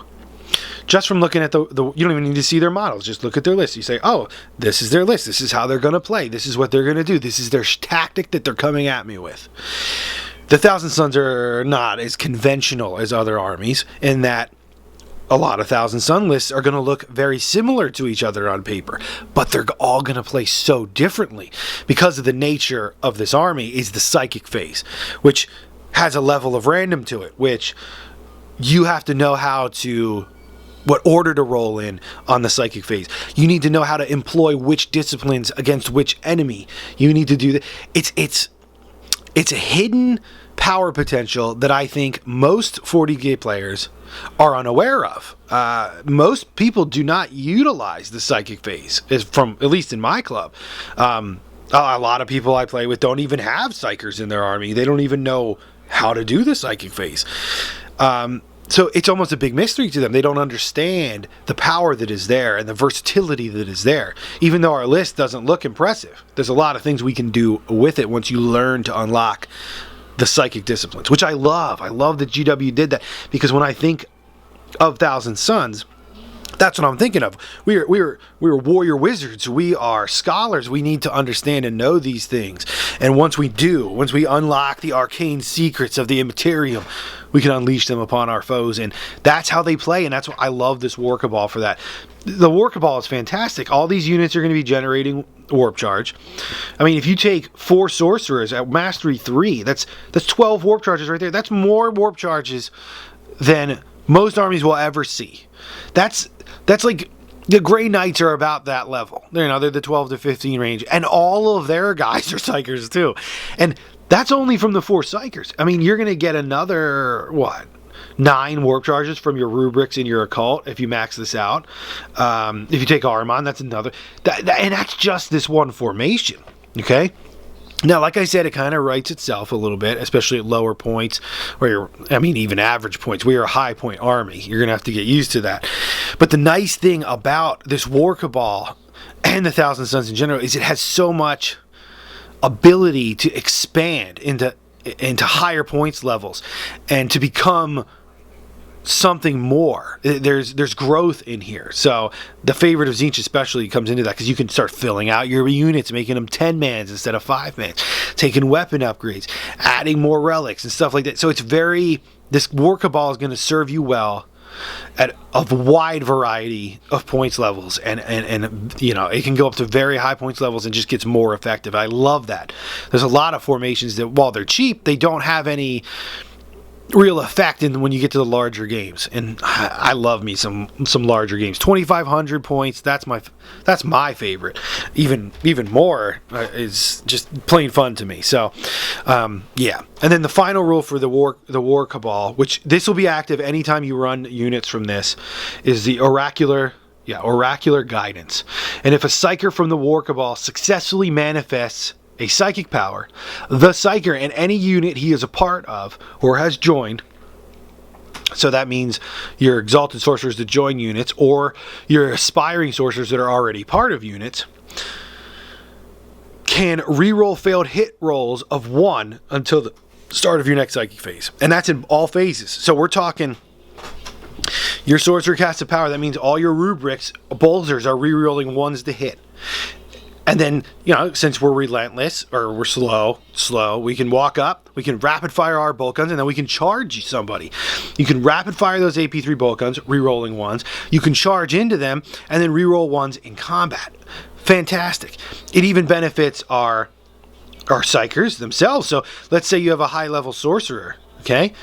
You want to cast that low-level buff spell first to unlock this re-roll 1s, and then start slinging your psychic death after that, so that you're re-rolling 1s to hit with your Witchfire powers. Fantastic. Love that. And you can, even if you only take 1 rubric, 1 squad of Terminators, 1 sorcerer, and 1 leader, you still have that oracular guidance. Very, very good core formation, in my opinion. So let's move over here to the War Coven. The War Coven is the first of, I think, 3 formations that are very, very similar. Now this one is, it's got the favorite of each. Yeah, sorry, I'm jumping around. It's got, you need to take one of the following: a Demon Prince, an Exalted Sorcerer, or a Sorcerer, and then 3 to 9 units of Exalted Sorcerers or just plain Sorcerers, okay? And it's 1,000 Suns detachment. You get the favorite of each, like we'd already talked about. Then there's the Prospering cult. Before generating powers, your models from the War Coven, this formation, you can choose a single cult from Ancient Prospero from the ones listed below. All units in the formation then count as having belonged to that cult and harness warp charge points on a result of 3+ when attempting to manifest psychic powers from the cult's associated psychic discipline. So then you can pick between, and it's got the names of the cults, you can pick between biomancy, divination, pyromancy, telekinesis, and telepathy. Okay? This formation is also a auxiliary formation, I think. I'll get to that in a bit. And so what that means is, in order to unlock another layer of bonuses, you got to take the core War Cabal, and then you can take this War Coven. Now, I really like this because this is a way for us to get tons of psychic power on the table. It's a way for us to get those psychic powers into units via breaking the sorcerers down. So you buy 3 to 9, they don't have to stay as 1 3 to 9 unit of sorcerers. You can break them down and fill them into multiple roles. And this is again where the strength comes. So when you're building your Exalted Sorcerer or your Sorcerer, when you're thinking about what you want them to do, say, do I want this guy to be cheap and on foot and in the backfield and buffing my other units, and maybe say, I want him to have divination so he can hand out that prescience, or he can give me better reserve rolls, or re-roll the mysterious objectives and give some army support. You know, maybe you want to go biomancy to give more combat support. Biomancy is a pretty good discipline too for buffing the single sorcerer. So maybe you don't want that buffer on foot in the backfield. You want an Exalted Sorcerer on disc getting out there and getting into the fray and just beating down the loyalist scum and the space puppies with your force staff. Then you go biomancy. And then again, everybody in this, you could build a unit of sorcerers on discs that fly out and do that. Kind of Ahriman style. Heck, even Ahriman could join them in this unit on his disc, fly around, sling some psychic death, then charge something. And I'm telling you right now, these sorcerers are very scary in close combat. And you might not think your wizard would be good in close combat, but these guys on discs with the right upgrades and the right application of biomancy and telepathy are going to, well, and Sinistrum to a very high degree, just going to tear things apart. So I love this formation. Although I think it's overshadowed by the two others that are very similar to it, which we'll get in a second. But it has the bonus of being an auxiliary, which is a big deal. Then there's the Tzaangor War Herd here, which is it's also an auxiliary choice for the Grand Coven, and you get one sorcerer or exalted sorcerer, 3 units of Tzaangors, and then 0 to 6 units of Tzaangors or Chaos Spawn. If you want to know the profiles for those, you'll have to check the Chaos Space Marine Codex. And what they get is they get Fleet, they get Avaricious Vigor, which means they can run and charge. All the Tzaangor units in this formation can run and charge in the same turn. In addition, if a charging Tzaangor unit rolls a 9 or more for its charge roll, you can add 1 to the strength and initiative in the ensuing fights of, oh my lord. Now, I already went over, I mean, it's like good Lord Tzeentch, this is fantastic. I already went over how good Tzaangors are for their cost. And now we're talking over the top ludicrosity. I mean, these units of 20 Tzaangor can be buffed with psychic powers via your sorcerers that are running around. And then they have Fleet, so they can reroll their run, they can reroll their charge, they can run and charge. And if you roll a 9 or more, and remember again, you have Fleet. So let's say you roll your 2 dice to charge, and one is a 6 and the other one's a 1. Let's say that was enough to make it. Maybe you only needed like a 4-inch charge. You can say, no, I rolled a 6. I'm going to make my charge because I only needed 4. I'm going to pick up that 1 because I have Fleet and re-roll it and try to get that 9 and buff them. My goodness. Now you're talking, you basically, if this gets off on a Tzaangor, he's not a cultist anymore. He's a friggin' Space Marine. That's what he's a naked Space Marine running at you, and he's free, basically. He costs no points. He's half the points.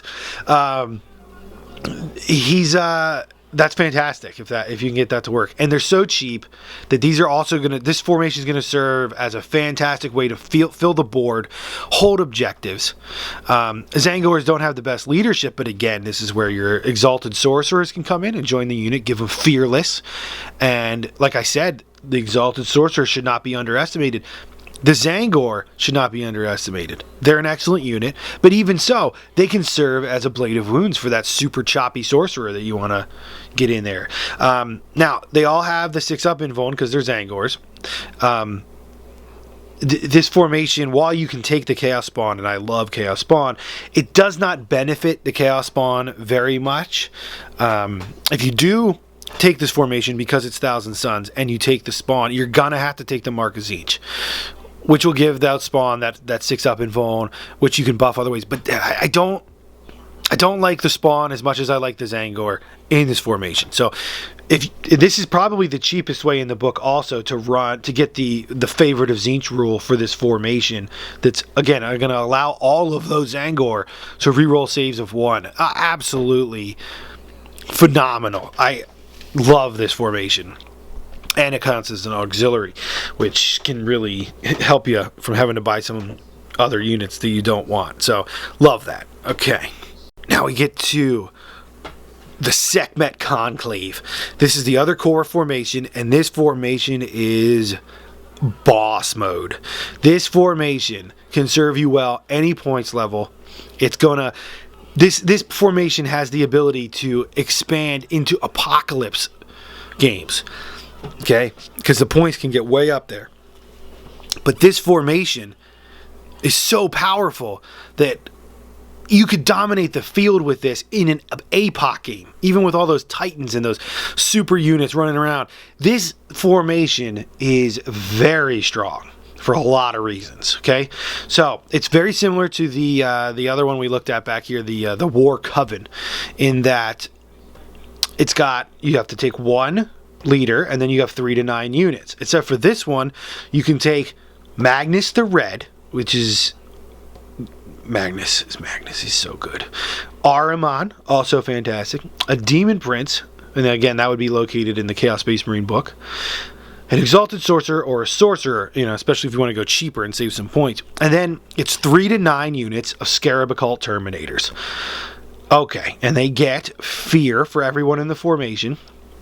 And then they would also have the favorite of Tzeentch rule if you max it out and take 9 squads of Terminators, which, I mean, like I said, it goes up to APOC level. If you want to unlock the favorite of Tzeentch rule, you're going to take 9 squads. That's a lot of points. We're talking you're up in the 2,500 to 3K range, just that there from the Terminators. But does that mean they're not worth it? Oh no. That means if you unlock this rule for this formation, you would have 9 units of 5 Terminators literally running around with a 2-up re-rolling 1's armor save built into the army. I just want to take a moment of silence for that. That means you're basically invincible unless somebody has an AP2 or AP1 weapon. And even if they do, all of those Terminators are going to easily be buffed to a 3-up invulnerable save because they already have the 4. If they receive a blessing of any kind, they're going to be at the 3-up. So 3-up re-rolling 1s. I mean, these guys don't even fear the D weapons. I mean, these guys, you short of a 6 on the D table or a stomp, I don't know how you get rid of these things. Phenomenal survivability for the points. Now, it's a ton of points, but again, as we already talked about with the Sekhmet Occult Terminators, they are already, it's deceiving unit. Yes, they're a lot of points, but they are extremely cost effective for those points, and it doesn't look like it on the table. People might make fun of you for just taking Terminators, but if you're going to run Terminators in the day and age, this is how you do it. This is what Termies should be. They will be a rock for you. And then the other thing is sorceress sigil wards. Units from a Sekhmet Conclave have +1 toughness as long as they are within 6 inches of at least 2 other units from the formation. Okay, that would include the sorcerer. So if you have, let's say you take this at a minimalist point level, okay, and you take this as your core. So you're going to forego the favorite of Tzeentch rule and still get some fantastic squads out on the table as your core of your army when in the form of the Terminator squads. You buy 3 squads of them. That's 900 points if you max out their weapons, which I highly recommend getting the missile launcher and the rotor cannon for them. Or the Soul Reaper cannon.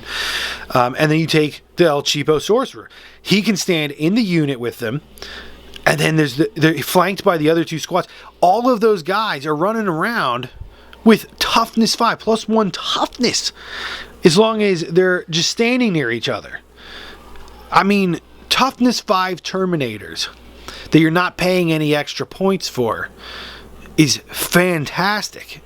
Fantastic. So, and it's a core, so it can be what you build your army around. I love it. Even without the re-rolling of the saves, that sorceress sigil wards is a fantastic rule because the sorcerer himself would count as one of those units. So, if even if you lose one of the 3 squads, all you need is 2 squads of Termies to be alive, and the sorcerer to be joined to one of them, and they're all toughness 5. Now, where this gets really, really good is if you take Magnus in this would make him toughness 8 if he's near those Terminators. You take Ahriman on his disc. Now we're talking toughness 6 Ahriman on his disc in this formation. The Demon Prince. The Demon Prince, I think, makes out the best in this list if you take him.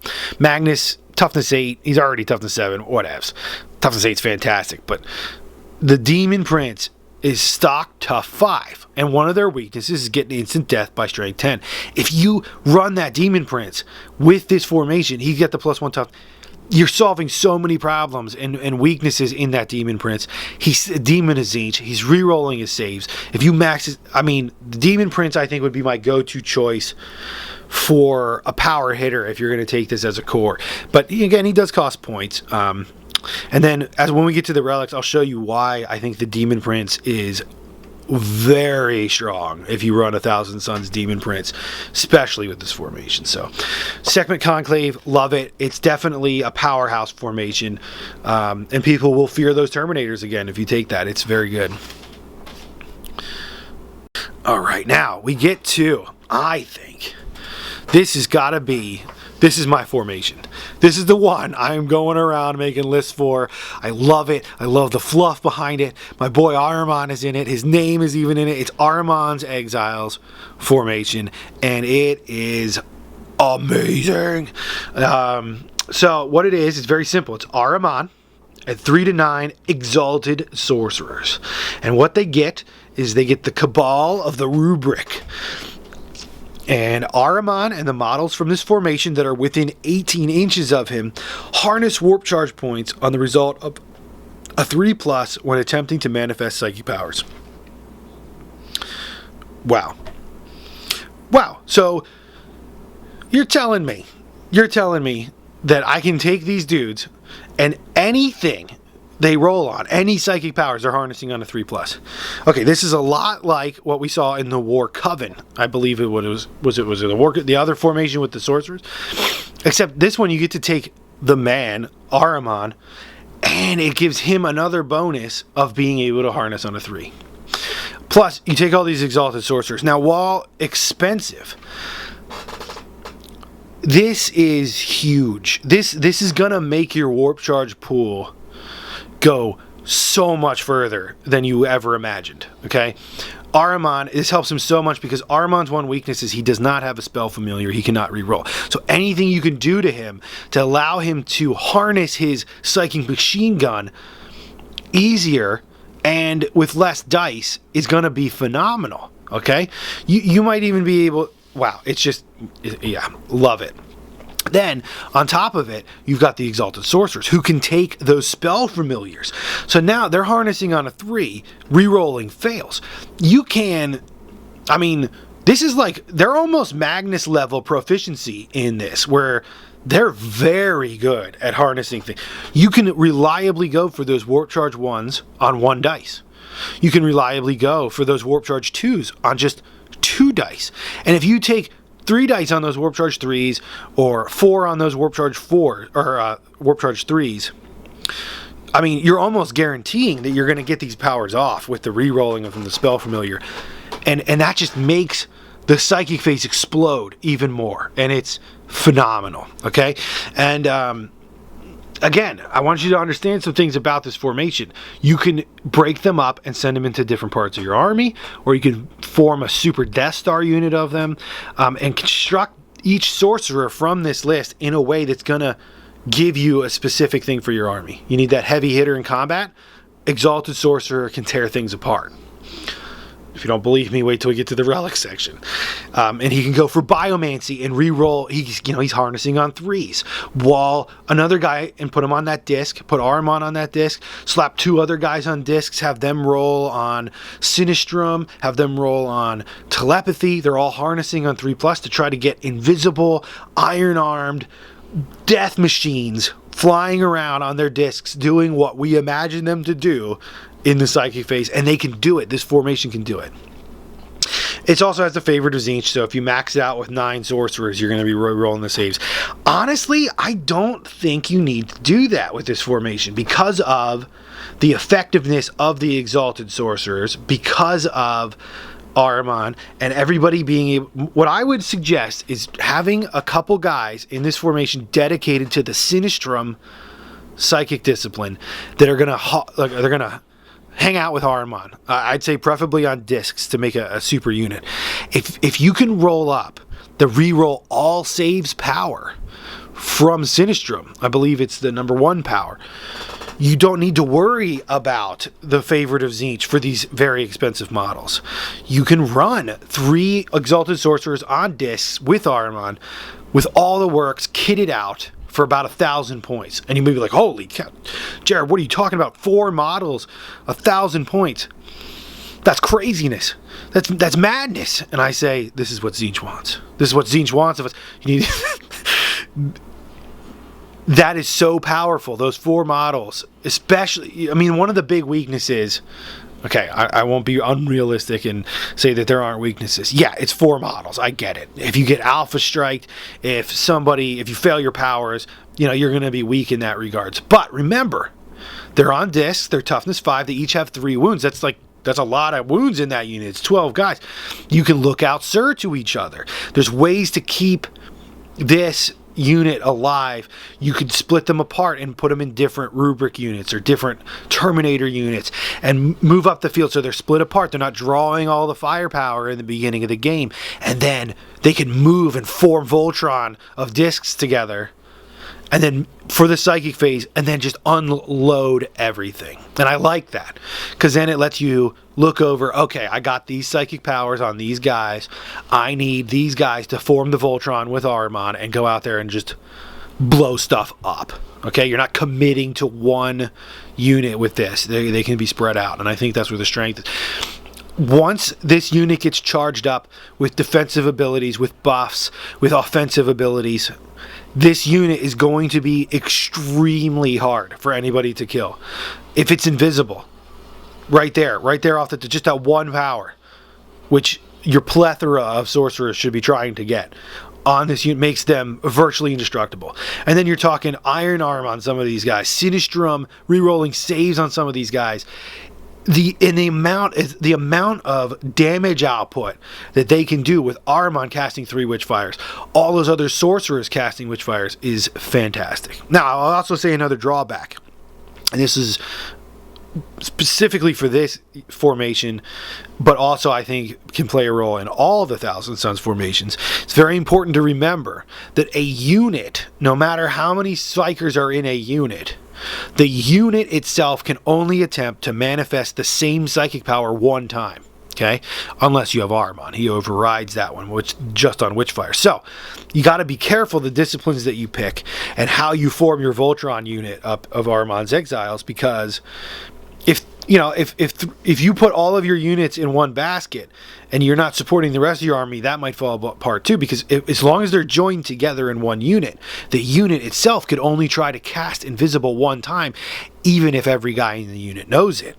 So you gotta be smart, you gotta plan, and you gotta understand the psychic phase and what powers you're having. And I like that. I think that's the theme that I think has been missing from Chaos Space Marines, from Thousand Sons for so long, is that when I was playing, I never felt like a master sorcerer. But with this book, I do. With this book, I feel like a master sorcerer, and I have to know all the arcane arts. So there's a lot we can do with Ahriman's Exiles. I love it. It's pricey, but I love it. Okay. Now we have one that's been floating around the internet. I've seen the Rahati, I don't know how you say it, War Sect. And this one is strong. This is like Magnus the Red. It's always in this formation. Then you can take 3 to 9 units chosen from Demon Princes or Exalted Sorcerers. Okay, the rules they get, they have a special restriction that any of the Exalted Sorcerers and Demon Princes have to be Mastery level 3, which you're going to want to do anyway, so that's not that bad. But again, this is not one of those formations that's going to be cheap. You're taking Magnus at 650, and then you got to take max level sorcerers and demon princes. This is going to be expensive. I feel like this is the formation that, while yes, you can fit it into the 1850, I think you can even sneak it in there. Yeah, and it's going to be effective. It's going to tear face up because it's friggin' Magnus. And this is another one of those formations that explodes in points and effectiveness as it explodes in points. So, you're playing those big games, you want to go to war with your whole collection, like this is something you're going to really want to look at. And I like that we have that versatility, that there's more ways to play than just the tournament scene, and I appreciate that. So, what do you get for this formation? You get the Court of the Crimson King.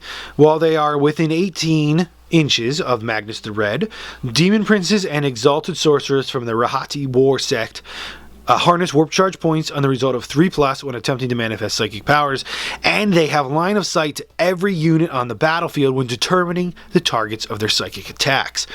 Wow. Again, same effectiveness. I'm not going to go over that again of the Ahriman's Exiles, but now you're getting it on Demon Princes and Magnus, who he already does these things. I guess he's conferring his power to them.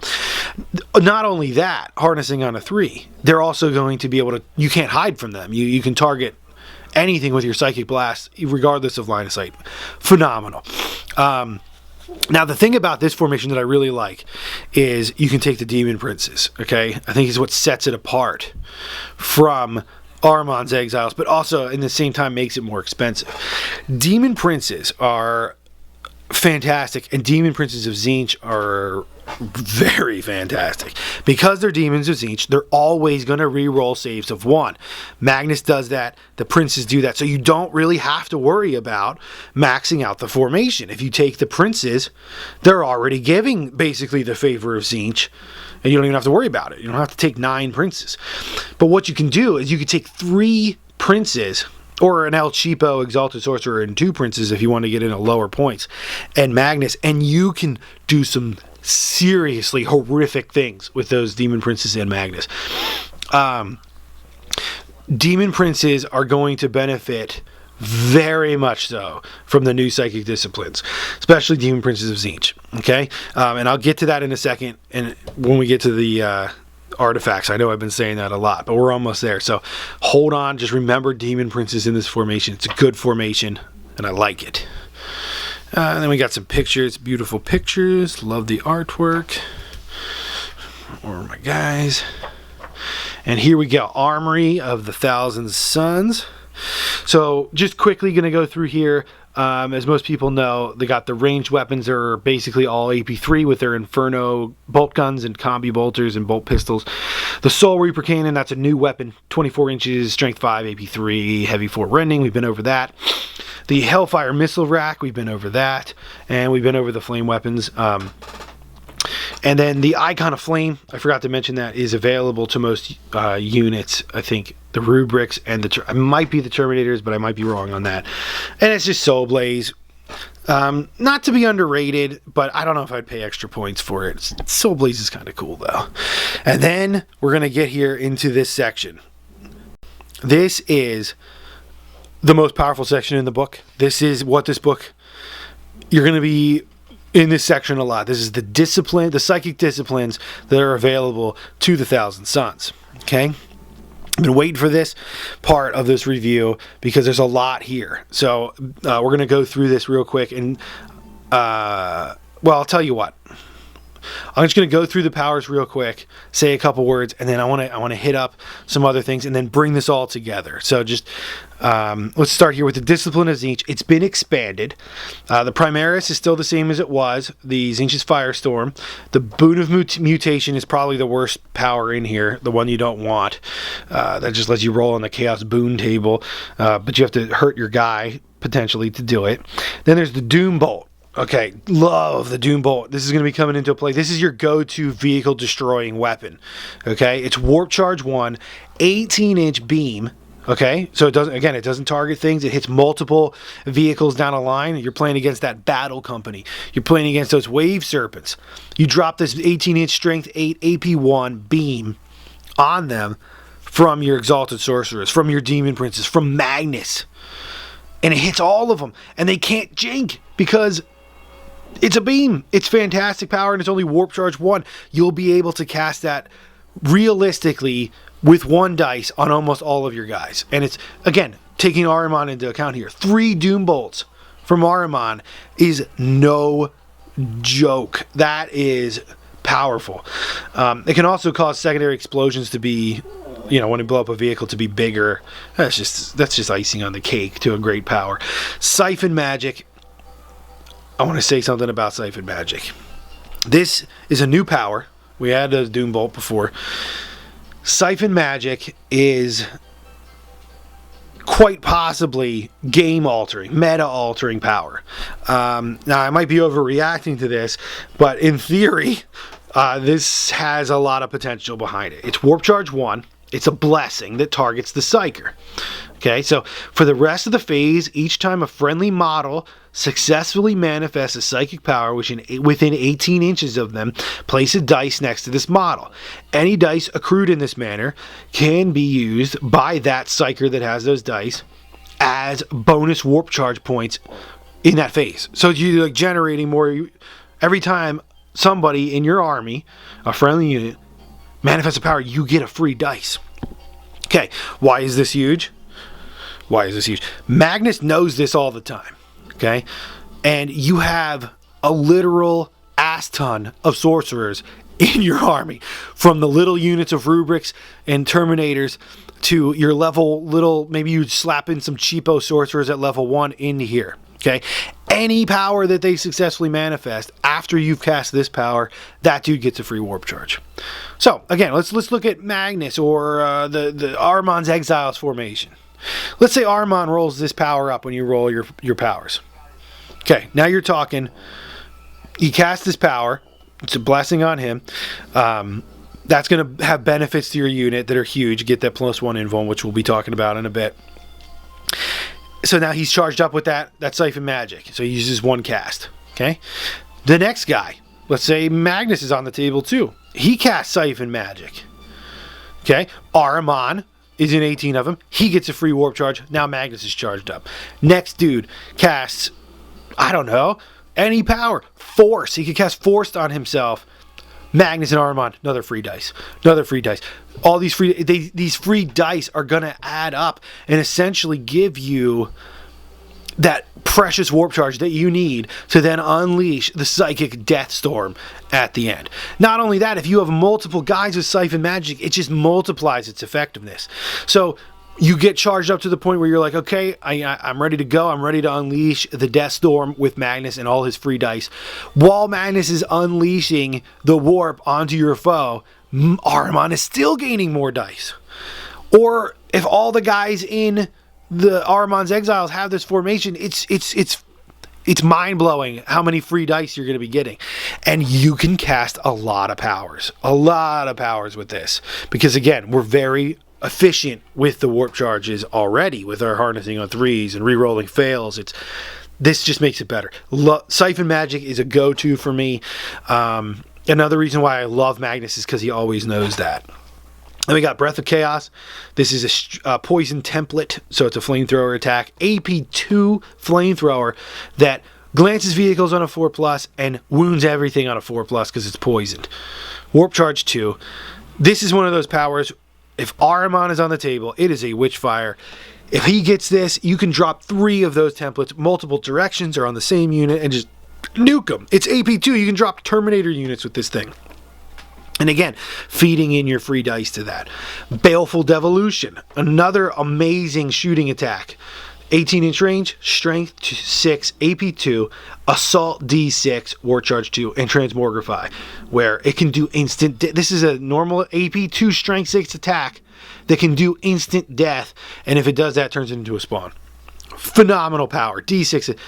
Again, taking Ahriman into consideration, or if you have massed little units of sorcerers and they get this. I mean, heck, your aspiring sorcerer could roll this up because this is at least the Tzeentch discipline. That's going to turn your worthless, overcosted aspiring sorcerer from the Rubrics into something. He can be somebody.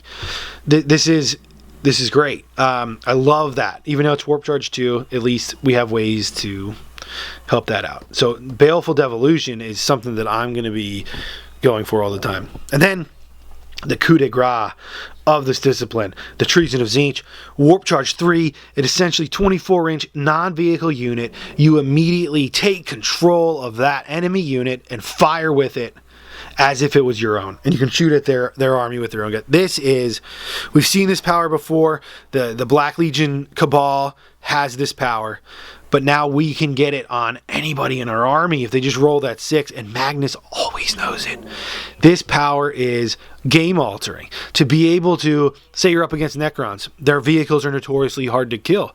You say, oh my gosh, my Thousand Sons army, where's all my anti-vehicle stuff? I just don't have any anti-vehicle weapons, except for that entire Necron army of Gauze weapons standing over there is now mine, and I will shoot it at your own dudes with rapid fire with all your buffs applied to that, and just Necron shred vehicles. So hey, who cares if you don't have any Mel's the guns or anything like that? If the enemy's got them, you got them, and I love that power. I mean, woe to the person who runs Grav Devastators and Skyfire and the Skyhammer Annihilation against you. Sure, he'll come in. He might even blow up one of your units. However, our guys all have invuln saves, so we might live through it. And then, oh, look, now I have your grav guns. They're now my grav guns. And bam, you just blow away one of their entire units, because they sure as heck aren't going to be rocking around with the invulnerable saves that we are. So I love Discipline of Tzaangors is so good for shooting. I highly recommend. All right, and next we're on to the Sinistrum Discipline. And this is the one that is one of the ones that's a carryover from the Angels of Death book that the Space Marines got. It's the same thing that they got, and that was the Librarius Discipline, and this is now called the Sinistrum Discipline. This one is very important, and you're going to want to check this one out, because a lot of your Exalted sorcerers and your sorcerers are going to need to go to this to give you the tools that you need to take down the enemy. So let's go in and we'll check these powers out. The Primaris here is not terrible.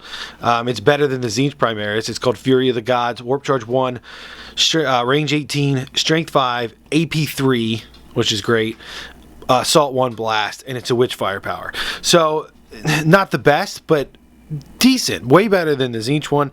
I can see that being, because it's all, you can always get that one if you roll one of the bad powers here. You can always just take the Primaris. If you're, especially on those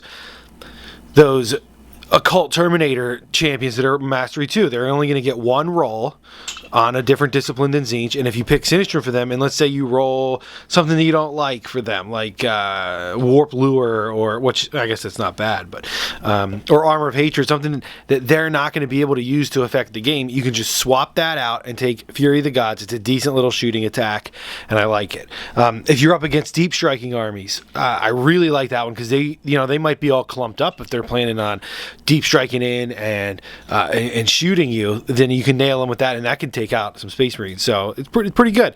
Then the next one is called Warp Fate.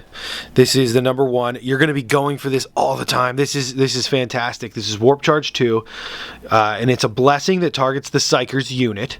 And while the power is in effect, the Psyker and his unit can reroll all failed saving throws.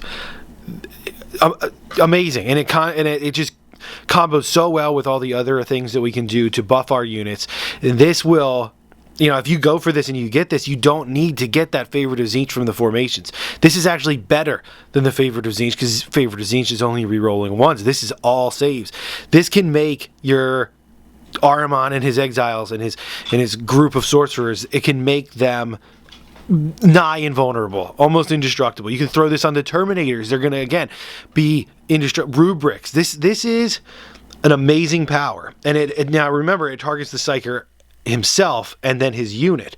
So you can't have it on the like cabal of sorcerers on their discs flying around. They can't throw this on some other unit. But again, this is where the discs are super important. They can break off and go to the unit that they need to in your movement phase and cast Warp Fate and get that unit to be as durable as you need it to be. And it's amazing. It's Warp Charge 2, but it's more than worth your points. So then there's the Imperigeist. This is another a beam power. We have tons of beams. Range 20, Strength 6, AP 4, Assault 1 pinning. It's only Warp Charge 1, but again, it is that beam profile. I'm not as big of a fan of this. This is one of the worst. I would go ahead and say that's the worst power in Sinistrum. And that's pretty good power. But that's the one where I would most likely be swapping that out for the Primaris. I feel the Primaris is a little bit better. Number 3 is Armor of Hatred, and this is a blessing that targets the Psyker again. And whilst this is in effect, all friendly units in 12 inches of the Psyker have Fearless, which we don't really need that. Adamantium Will, that can be helpful for us. Give us an extra chance to deny. Special rolls. And in addition, whilst this power is in effect, friendly units within 12 inches of the Psyker have a 4-up invulnerable save against any wounds caused by Witch Fire powers. Now, at first glance, I think most people are going to say this power is terrible for us, because almost all of our guys are already fearless. Adamantium Will is only giving you an additional +1 to deny the Witch, which, side note of being Thousand Suns, you don't have a problem denying the enemy psychic powers, because we have a boatload of dice. So Adamantium Will, while nice, especially if you're playing against demons or another Thousand Suns army, that can be really good in that instance. But most of the time, it's not going to be that big. And additionally, it gives every unit in 12 inches a 4-up invulnerable save from the Psyker, against wounds caused by witchfire powers. We don't need that. Well, all our guys already have 4-up invulnerable saves. So you might be like, well, this power looks worthless. Why are you... I actually think that this is one of the... It's only Warp Charge 1. This is one of those powers that on the surface looks like it's useless, but if you use it in the Thousand Suns list appropriately, it can be strong. And I say that because, as we'll get to here in a little bit, you'll see, but I'll explain it now. Part of being a Thousand Sun is all of our units, if they're affected by a blessing, they get +1 invulnerable save. This power affects all friendly units in 12 inches. And it's a blessing. So if you cast that for War Charge 1, everybody in 12 inches, all units, so even if one model from that unit is in 12 inches of the guy that casts this, that whole unit is now going to be affected by that power, and that means they get +1 invulnerable save. That's huge. That's really big. You got to, even though it doesn't have much other effect, to trigger with one Warp Charge point +1 invulnerable save on basically everybody in your army, depending on how you're lined up. I mean, I can't say enough about that. That's huge. So don't underestimate it, even though on the surface it doesn't look like much. Then we got number 4, Diabolic Strength. Warp Charge 1. It's a blessing that targets the Psyker. Whilst this power is in effect, add 2 to the Psyker's strength, toughness, initiative, and attacks. Wow. Fantastic. It makes our killy sorcerers even more killy. Especially when you add in the relic that we'll get to later with the one staff. That plus this is going to be able... You're going to be making your Exalted Sorcerer be able to take down Wraith Knights, be able to take down Riptides and Storm Surges. If you don't believe me, we will see what this relic that we have does later. And comboed with this Diabolic Strength, I'm confident that your Exalted Sorcerer with that can take out like anything in the game. Call me crazy, maybe I am, but whatever. Number 5, Warp Lure. This is a decent power, especially if you're up against enemy Psychers or playing other Thousand Suns or Demons or that Librarian's Conclave. It's a malediction. You pick an enemy Psycher in 12 inches and you basically roll your mastery level against theirs. And if you score higher, the other dude suffers a wound with no save of any kind allowed. And while it's in effect, it essentially neuters that Psyker, and he can only harness Warp Charge points on the roll of a 6. So, this is big for us. Oh, and even if the result is 3 points higher than the enemy when you do the roll off, they lose a psychic power. Now this is big for us because we're rocking Ahriman can get this power. He's mastery 4. There's hardly anybody. I mean, I think, what is it? Eldrad's the only other mastery 4. Maybe, I think Fate Weaver and Eldrad. He's already rocking in higher than most other people. And comboing this with the roll, you have such a huge advantage just to snipe out their with their Psychers, and it's only Warp Charge 1. It's phenomenal. I like it. Then there's the Death Hex power, which this is borderline broken good, especially in the way that the meta is right now. Death Hex is a Warp Charge 2. It's a malediction that targets an enemy unit in 24 inches. While it's in effect, all models in the target unit suffer -2 to their invulnerable saves. This is cumulative with any other modifiers to a model's invulnerable save, but cannot make it worse than a 6. Amazing. Absolutely amazing. This is how you stop those Death Stars. This is how you bring down that Thunderwolf pack with their invulnerable saves, their Storm Shields. This is how you stop a Demon's unit that's running the Grimoire. You just -2 it, take that Grimoire off, and then just destroy them. They don't even see it coming. This can be used against your Wraith Knight. This can be used against your Riptides, and it neuters their ability to stay alive. And if I'm not mistaken, and I might be wrong here, correct me if you think I'm wrong, but it even specifically says in this power, this is cumulative with any other modifiers to the model's invulnerable save. So does my interpretation of that, because it specifically says any other in this description, I don't see why you wouldn't be able to do multiple Death Hexes on the same unit to drop it down to... You can't make it worse than a 6+, but to at least drop it down to that 6+ if you need to.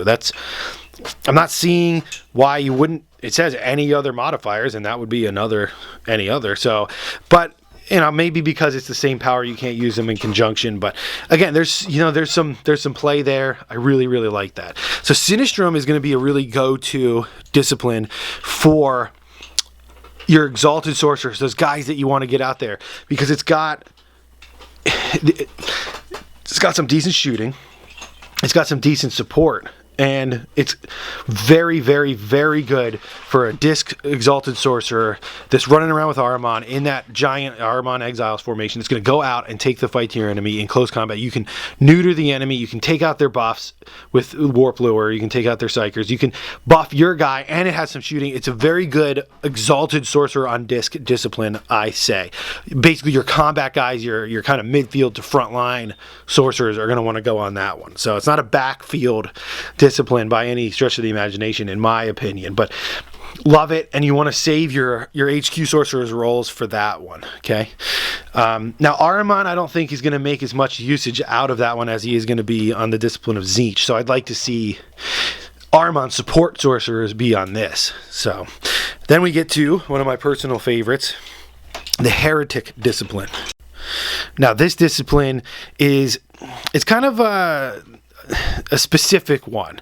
You're going to have to look at your enemy and say, is this something that I need to take? Because what it is it's very anti-vehicle centered. Lots of haywire, lots of buffing your own vehicles in some ways, but damaging the enemy vehicles is the primary thing with this. Now, it's extremely good at taking out enemy vehicles and affecting enemy vehicles. So if you got to look at your opponent's army and say, maybe one of my sorcerers is not going to go on Sinistrum this time because they don't have that Death Star unit. They don't have a lot of things that I need to debuff or I don't need to get into combat with.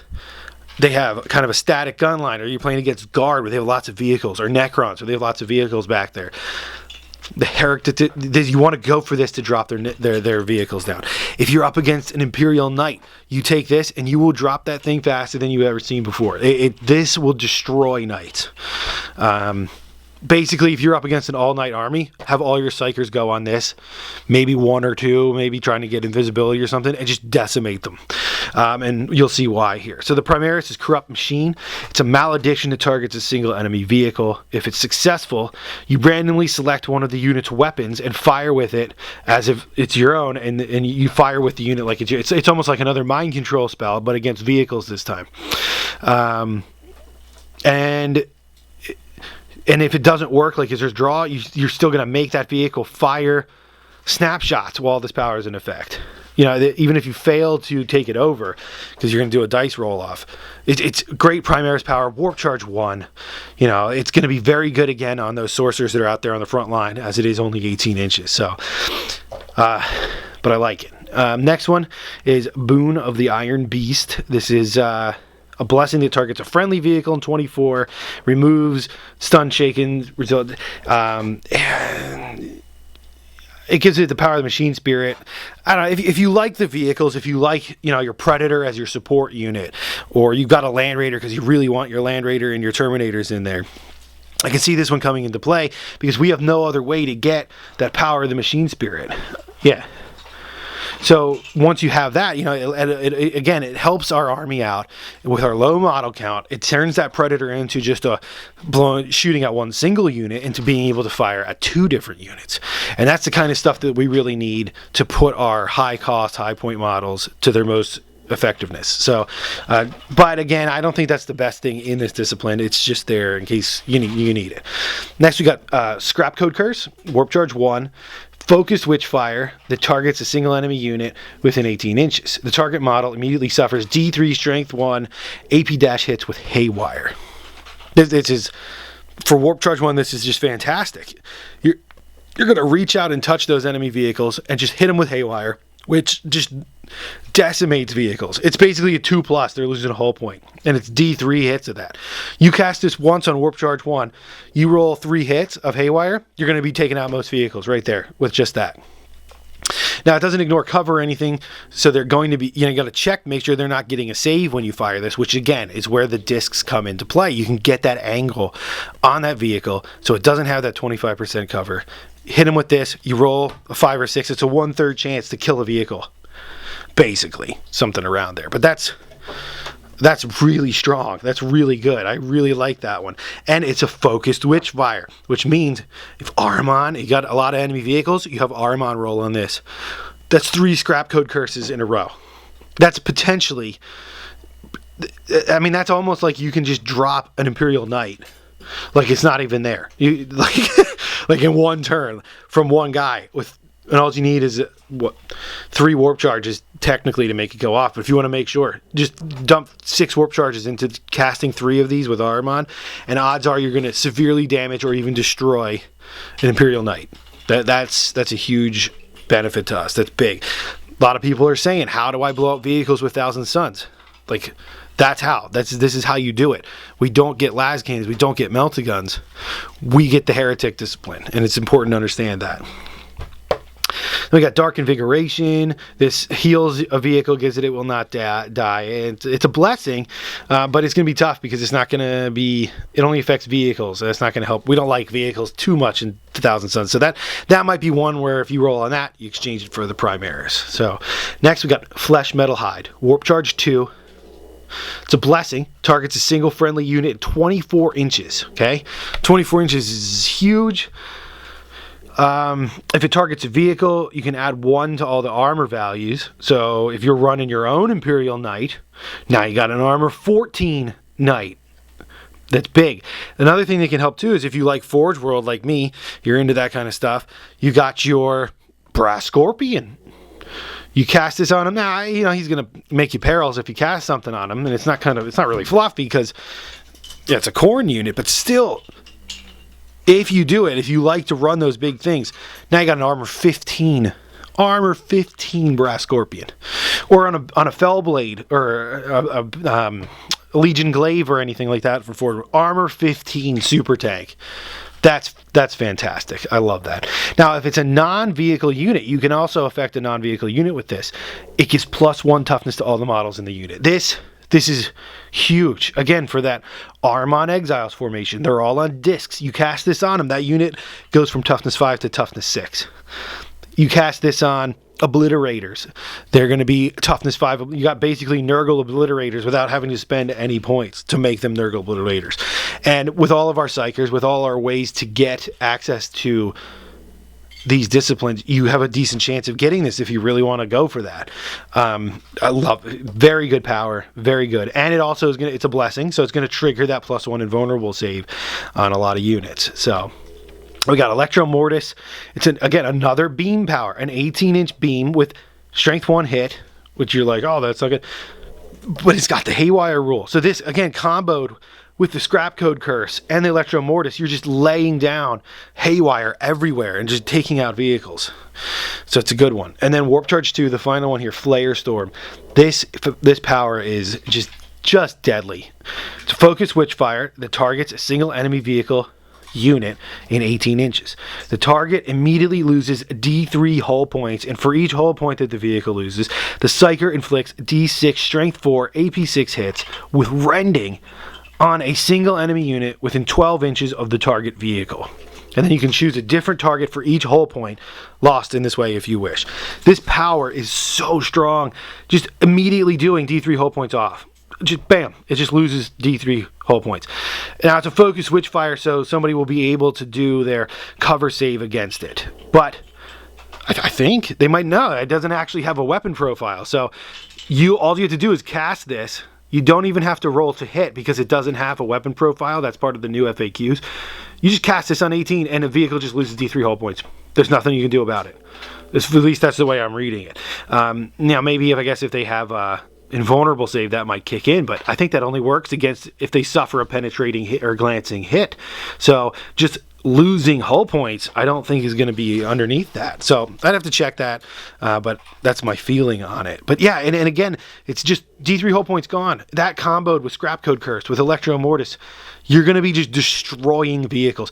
It's a focused Witchfire. That means if Ahriman has this power, he can just cast it 3 times and just destroy something. Imperial Knight's gone. If you're worried about vehicles, use this discipline. Get this plugged into your list. Get those sorcerers out there with this, and they will not let you down. I mean, this is hugely powerful discipline that should not be underestimated. Then we got Ectomancy. I'm not really going to go through Ectomancy. I think it's got some tricks. Actually, okay, there's one thing I have to look at. I just want to pick out 2 things in here that I think are something to check out. But Yeah. Anyway, before I was speaking about how good Demon Princes are, especially under Thousand Suns, and there's one power in here that I can see Demon Princes trying to go for. It's just the one, though, so that's going to make it a little tough. It's the number one power, the Empiric Shield. Empiric Shield is a blessing that targets the Psyker. Whilst the power is in effect, the Psyker has a 3-up invulnerable save, okay? Now, you're like, wow, most of my guys already have 3-up invulnerable saves. What's the big deal? Okay, and, you know, most of our Thousand Suns, our Chaos Space Marine units, they can't get better than a 3-up invuln save. So this is actually not good at all on your sorcerers, on Ahriman, or on your unit sorcerers. It's not going to do much of anything on them. They have a 4-up, but when they are affected by a blessing, because they're Thousand Suns, they get +1, which makes them a 3-up invulnerable. But this is where the Demon Prince thing comes in, that you can put them in the Rihati War Sect with Magnus, and they get stupid good. If a Demon Prince of Tzaangors gets this, he is not a Chaos Space Marine, he's a demon, and he's affected differently by the invulnerable save rule. So normally he would be running on a 5-up invulnerable, and if he casts a blessing on himself, he would go to a 4-up. But when you have this power, it makes him invulnerable 3, and it's a blessing that affects him, makes him a 2-up invulnerable save, and because he's a Demon of Tzaangors, re-rolling ones. Okay. Basically, a Tzaangor Demon Prince to cast this on himself becomes invincible as soon as he casts it on himself. There's virtually no way to kill him once he has that on. That is extremely powerful, especially when you can harness it on a 3+, when you're part of that when you're part of the Rihati War Sect with Magnus, or if you plug this guy into your War Coven, your core, instead of taking a sorcerer. Again, he's going to be amazing, and Demon Princes can hit hard. I mean, one of their just weaknesses is they're hard. They're easy to kill, but with that, the guy's invincible. Now it's risky because it's only the one power in here that I really like, 4,000 Suns. The other one that people have a problem with is the Soul Switch, which lets you switch a unit's within 24 inches can switch spots with each other, and then they can assault after you do it. And I mean, we're not really looking for the close combat, but again, you can take some of our units like the Exalted Sorcerer in other Chaos Space Marine lists, and that's where this would come into me. Playing as Thousand Suns, you're not going to use it very much, but plugging it into other Chaos Space Marine builds, other Chaos Space Marine armies like World Eaters or Night Lords, that could be very, very strong. So something to consider there. But that's Necromancy's not that great for us. I just wanted to just hit those little things there. Okay, and then the last of the new disciplines, well, some of you might have seen these already, but they came out with the Trader's Hate, but they're on full display here, is the Geo Mortis discipline. Now, this is a good discipline for a backfield support type sorcerer that's going to want to, he's going to stay in your infantry units and your rubrics and your terminators towards the back and support things, okay? And he has a lot of trickery that he can use with this discipline. So Rockmaw, the Primaris, it's a Warp Charge 2 Primaris, that's big, but basically just makes all enemy units in an 18 inches away. You just target their unit, and they all take dangerous terrain tests with no armor saves allowed. Now that might not sound great because it's like, oh, they pick up a dice for each guy in the unit, they roll it. And on a 1, they would fail and take a wound. And normally when you take that, they would get their armor save. This ignores the armor. So it's like if you have a big, huge enemy unit, or even an expensive enemy unit that's got a high armor save, you cast this on them. Say there's 5 guys in the unit, you have a decent chance of just killing a guy every time you cast that. That's great. I love it. It doesn't even have a type, it looks like. It's not a Witchfire or anything. It just targets an enemy unit. So, I mean, Ahriman's not going to look into that one too much because, again, it's not a War Charge. It's not a Witchfire, so he would only be able to cast it once. But again, it's a decent range. It's good for your backfield units as for support units. Then we got Ley Leech at 1. This is one of the best support powers, okay? It's a blessing that targets a single friendly non-vehicle character in 18 inches, and that target character immediately gains D3 wounds that he lost earlier in the battle. And while it's in effect, because it's a blessing, again, triggering that +1, they have It Will Not Die. This is huge. So you can have your Terminators, Occult Terminators in the back, get their 1 roll on a Terminator Sorcerer. He rolls this up. Now he's able to heal up the Ahriman Exiles Death Star. Heal up those Demon Princes. Heal up Magnus, because it's got an 18-inch range, and those Terminators should be around in the midfield area. Excellent power to get for a support sorcerer, and it does the blessing. So then there's Rupture. You choose a point on the ground in 24 inches. People can take some hits. It's strength 5, AP 4 hits. Ignore cover. It's okay. It's okay. It's for extra damage. It's not terrible. Yeah, I think that it's better than the Primaris. So consider that. Then there's Torture of Worlds, malediction that targets all enemy units within 18 inches, and it makes them move as though they were in difficult terrain. Furthermore, while this power is in effect, they cannot run, turbo boost, or flat out or move. This psychic power has no effect on swooping or zooming units. Okay. Now, this power might not seem that great, but so if you cast it, everybody in 18 of the caster is going to be -2 to charge everybody. That comboed with one of our artifacts, which we'll get to, that artifact is another -2. So if you have this from your support sorcerer comboed with a unit that has that artifact staff, they're -4 to charge anybody. Like that's pretty good. You can make them fail, and then you get to shoot them some more. So I like that. It's situational, but pretty good. If you're up against like a fast assault army, you might want to consider keeping that. Earthly Anathema. Oh my gosh, I love this power. It's only warp charge 1. It's a blessing. Targets a single friendly unit in 24 inches. It's a blessing. So targets the unit, they all get +1 invuln save, and they get moved through cover, and all of their weapons have ignores cover, and they ignore line of sight when they attack the enemy in the shooting phase. This comboed with the Segment Occult Terminators and their AP3 bolters and their Soul Reaper cannons and their missile launchers. This with Rubrics and their bolt guns is fantastic. AP3, ignore cover, ignore line of sight.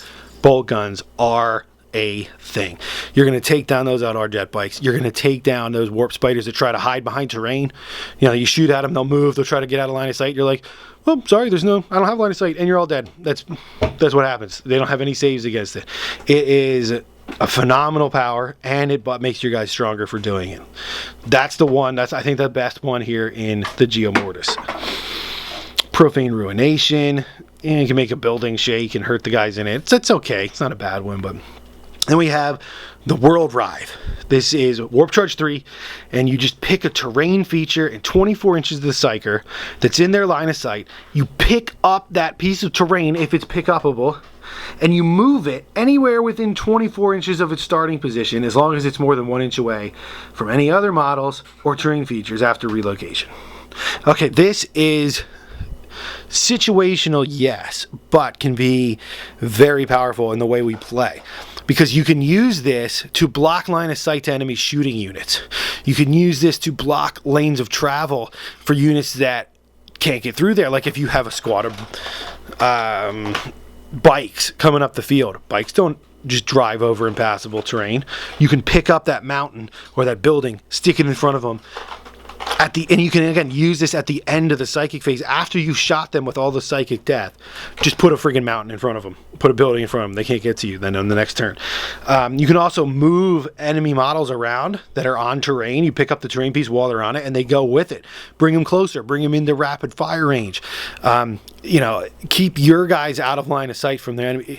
Very, very powerful once you unlock how to use it, and I recommend using it at the end of the psychic phase after you've done your shooting, okay? And there's been a couple games where I really used that to great effect to keep my guys safe. We always got to be thinking about that with our low model count, and that can really help you. So, okay, now that's pretty much all the psychic powers. That's all the units here, and okay, I'll just give you a look at that amazing artwork there. And now we're going to be moving into the home stretch here. This is pretty much where I'm going to wrap it up here with the artifacts and do some final thoughts. And I know this has been a long review. If you're still here, thanks for staying tuned. I think there's a lot of good information here, and I myself am probably going to look at this and say, okay, I need to go back, think about this stuff some more. But these are my first impressions, and yeah, I hope it's of some benefit. So thanks for hanging in there. So now we get to the Forces of the Thousand Suns, and this is beautiful. It's got our warlord traits in here, where if you're not taking Magnus or Ahriman with their fixed warlord traits, you know, you're going to roll on here. They're not terrible, but there's nothing that sticks out. I like warlord powers because they can affect your army in some really good ways, but it's unpredictable. We can get the reroll on the table, but you don't know what you're going to get. You can't plan for it. But, you know, there are some things in there to be aware of, and don't forget you have it, okay? I always forget that I have my warlord trait, and, you know, sometimes it would be in handy. So do something to write that down when you roll it, or put a marker next to your warlord so you remember that. But, yeah, you can check those out. I don't want to get into too much detail there.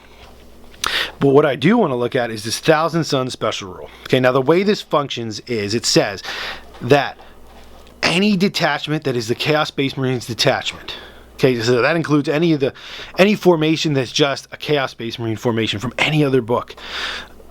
Now, I don't think this counts for if it's a Black Legion formation or a Crimson Slaughter one, but anything that's just a Chaos Space Marine detachment can be made a Thousand Suns detachment if you just follow these things. If you follow all these rules, X, Y, and Z, then it becomes Thousand Suns, and then you gain all of these benefits for no points at all.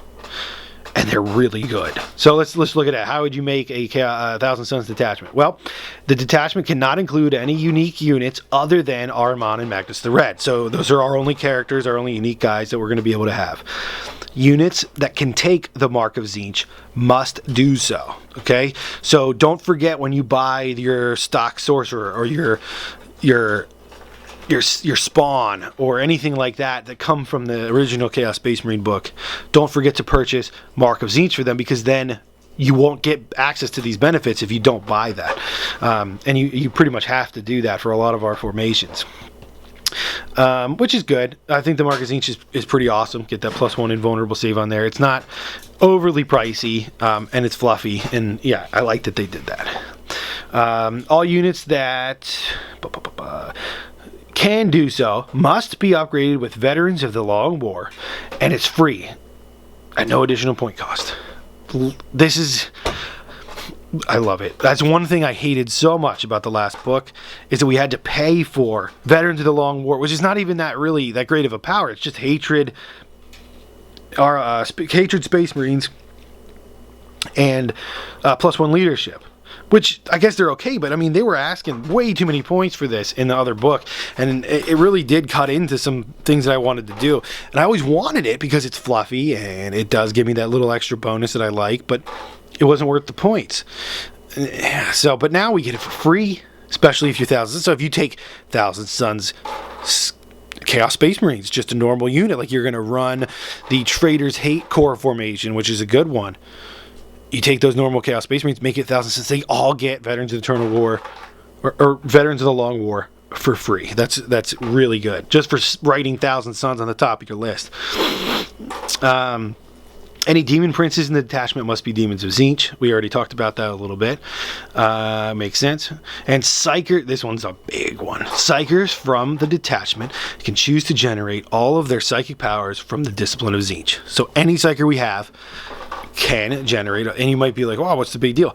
Well, in the old Chaos Space Marine book, the core book that we have, a Psyker is only allowed to generate up to half of his powers from his patron deity's discipline, which it's kind of hard to do. I mean, you have to always roll one power from that discipline, but then you can only have half. So if you're Mastery 2, you can only do that one roll, and then you have to roll on another discipline. What this does is it doesn't allow you to put the odds in your favor to get the powers that you want, because you were forced to split all your powers on different charts. But with this, with Tzaangors, which Tzaangors being expanded is well worth it now, you can take all of your sorcerers and do all of their rolls into that, and almost guarantee you're going to get those powers that you want. You're going to get that mind control power, the Treason of Tzaangors. You're going to get the Doom Bolt that you really need to blow, because you can put all your powers into it. And I really like that, especially again for Ahriman. this is where he shines. Because of this, he can make sure he's mastery 4. He's going to be able to pick 4 of those powers. And he can focus in that and focus in the shooting, and it's really good. And I like that. You do got to be careful, again, like I said, if you're the Mark of Tzeentch and you're a Psyker, you have to take 1 roll on the Tzeentch discipline. So that's where, and because you have this thing called Chaos Focus, you always have the Tzeentch Primaris power on every Psyker that's Mark of Tzeentch, which is a terrible Primaris, but we're forced to have it. So all of your guys have that Primaris, no matter what other charts you roll on. Then you have to do 1 roll on Tzeentch, and then if you have any more warp mastery levels, you can roll on other disciplines other than Tzeentch. But make sure you follow that, because it's important to know that. You don't want to be, I guess it's not cheating if you don't know, but that's how it's played. So now, if we do this, what do we get for being 1,000 Suns detachment? Well, I've been talking about it a lot. I've referenced it a lot, but here it is in writing. Blessing of Tzeentch. If a unit with the Veterans of the Long War special rule is affected by a blessing, their invulnerable save is improved by 1 until the start of your next psychic phase. This is huge. This is almost what we're building our armies around. This is how you take rubrics from being mediocre to almost craptastical, like I was talking about when I reviewed them, to being something that's durable, to doing the job that you want them to do. It's this power right here. Now, I've seen a lot of people talking about it and having a lot of interpretations about it. I've seen some people say if a blessing only targets the Psyker, that the Psyker doesn't get it, even if he gets the +1 invuln, but his unit that he's attached to wouldn't. And I don't think that's what it's saying here. I look at it and I say, if they have Veterans of the Long War and their unit, if a unit is affected by a blessing, the invulnerable save of the unit is increased by 1. So that Psyker is, when he joins the unit, your Exalted Sorcerer, your normal, he is part of the unit once he joins it. If he is affected by a blessing, even if it just targets him, he's part of the unit. Therefore, the unit is affected. They all get the +1. That's how I'm interpreting it. Now, I can understand where other people are coming from. I get that. Until we get official word, I guess it's up for debate.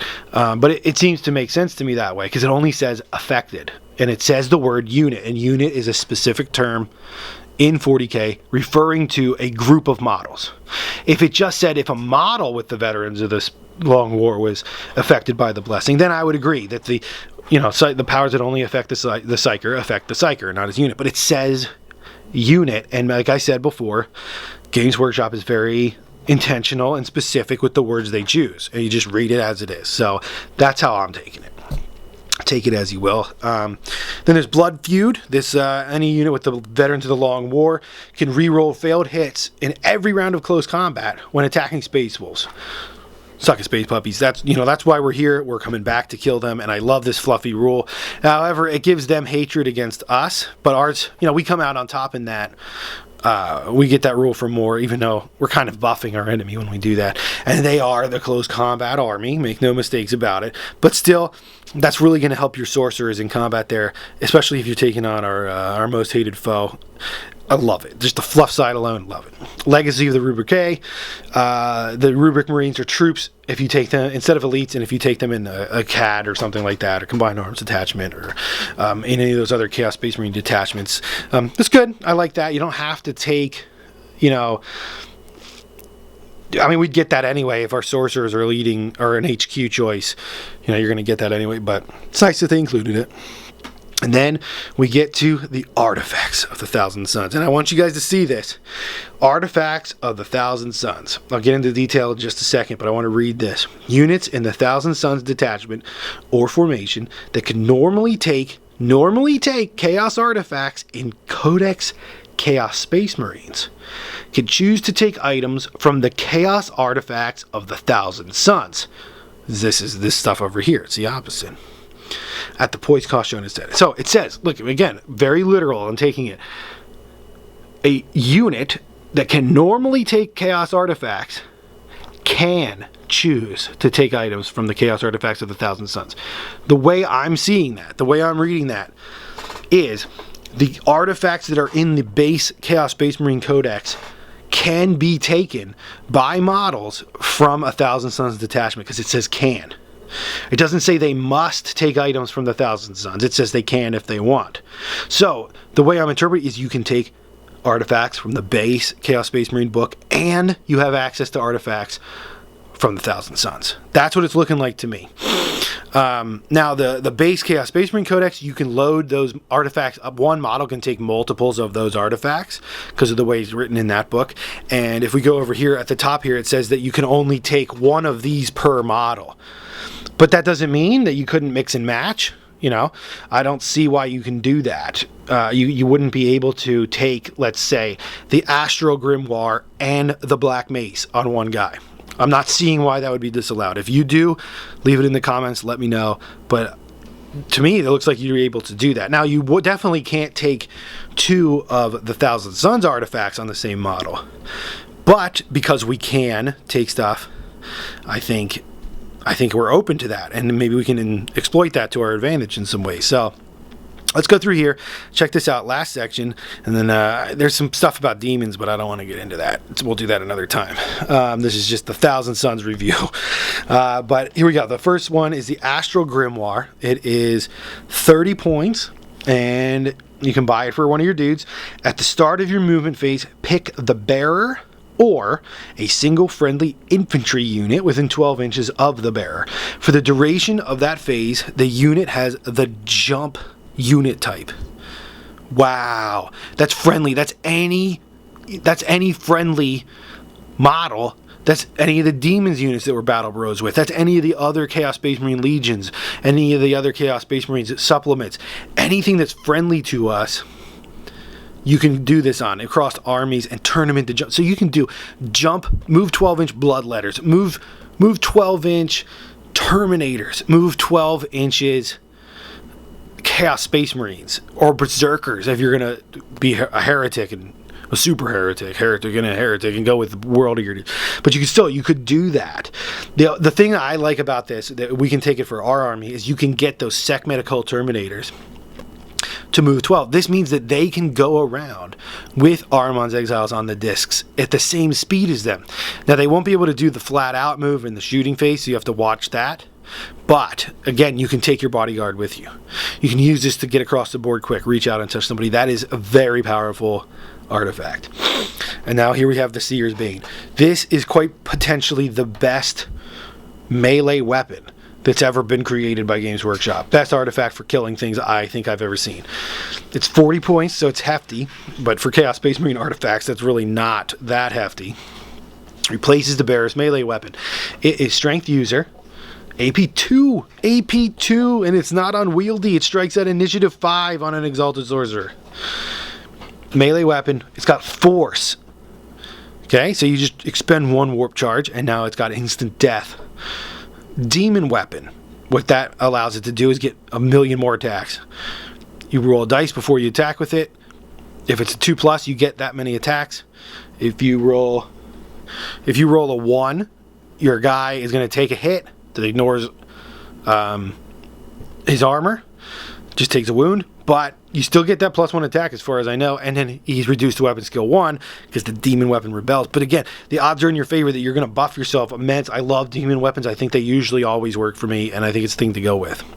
Then it's got this Bane of Wisdom rule, and this is where it really shines.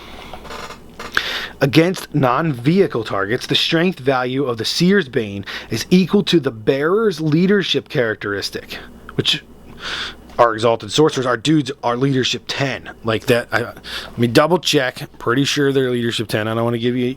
Yeah, leadership 10. So that's against a non-vehicle target. This thing is strength 10. And you roll to wound against the target's leadership characteristic instead of their toughness. Okay? Now, it's... that means if you're going up against your standard Space Marine, he's going to be at 8. They usually don't buy sergeants to make them. Why would they? They've got, and they shall know no fear. They don't need leadership stuff. So you're going to be wounding on 2s with a boatload of attacks at AP2, at initiative 5, and you're just going to destroy these guys. This thing is phenomenal, and you can upgrade it with 4, so it's doing instant death. It's amazing. Now, However, you use the target's toughness values as normal for determining whether or not the Seer's Bane inflicts instant death. That's almost irrelevant because you can put force on it. So this thing is an instant death weapon, and I would use it that way. Now, I love this thing on, like I said, the Demon Prince. When you get that Demon Prince with the 2-up rerollable invuln, he's going to crush face with this thing. I like it even more on an Exalted Sorcerer, and here's why. The Exalted Sorcerer has 3 attacks base. This is not a specialist weapon. It's just a weapon. He's got a pistol. Okay, so 3 attacks base plus the pistol and this weapon. Now he's got 4 attacks. If he's on a disc, he's got another attack. That's 5 attacks base with this dude in this staff. If he charges, that's another attack. And this is where it gets really crazy. If you are on the Sinistrum discipline or the Biomancy discipline, there's ways to get more attacks. You get +2 attacks from that somehow. You can get, I think Biomancy you can get more. I might be wrong on that, but still Sinistrum I know it gives you another +2. Okay, that's 7 attacks before you roll the demon weapon. Oh, you just roll 6 on that demon weapon. You're 13 attacks at initiative 5. Weapon skill 5 that are wounding most things on a 2 or 3, maybe a 4 if it's leadership 10, against your Necron. But AP 2 at initiative 5 with instant death, this thing is going to destroy people. It's going to lay waste to things. That is just a sorcerer on a disc that's going to be so terrifying to people. Now, I just want to point out again how terrifying this thing is. You got a Wraith Knight coming off the field. I know, it's so scary. Wraith Knights, Riptides. What do you do against them? You got the Sinistrum discipline. You got all those million attacks. You send this dude in with the Seer's Bane on a Wraith Knight. Okay, he's going to be hitting on, I believe it's 4s against the Wraith Knight. He's going to be wounding it. There's no way, even if that thing's leadership 10, let's just go with it, on 4s. You're going to do 4, 5, maybe 6 if you get a really good demon weapon roll wounds against this thing. But 4 or 5, it's going to ignore its armor. It's got force activated. That means that gargantuan creature is not getting his feel no pain. And every wound you do to him, every wound that goes through does D3 wounds to him.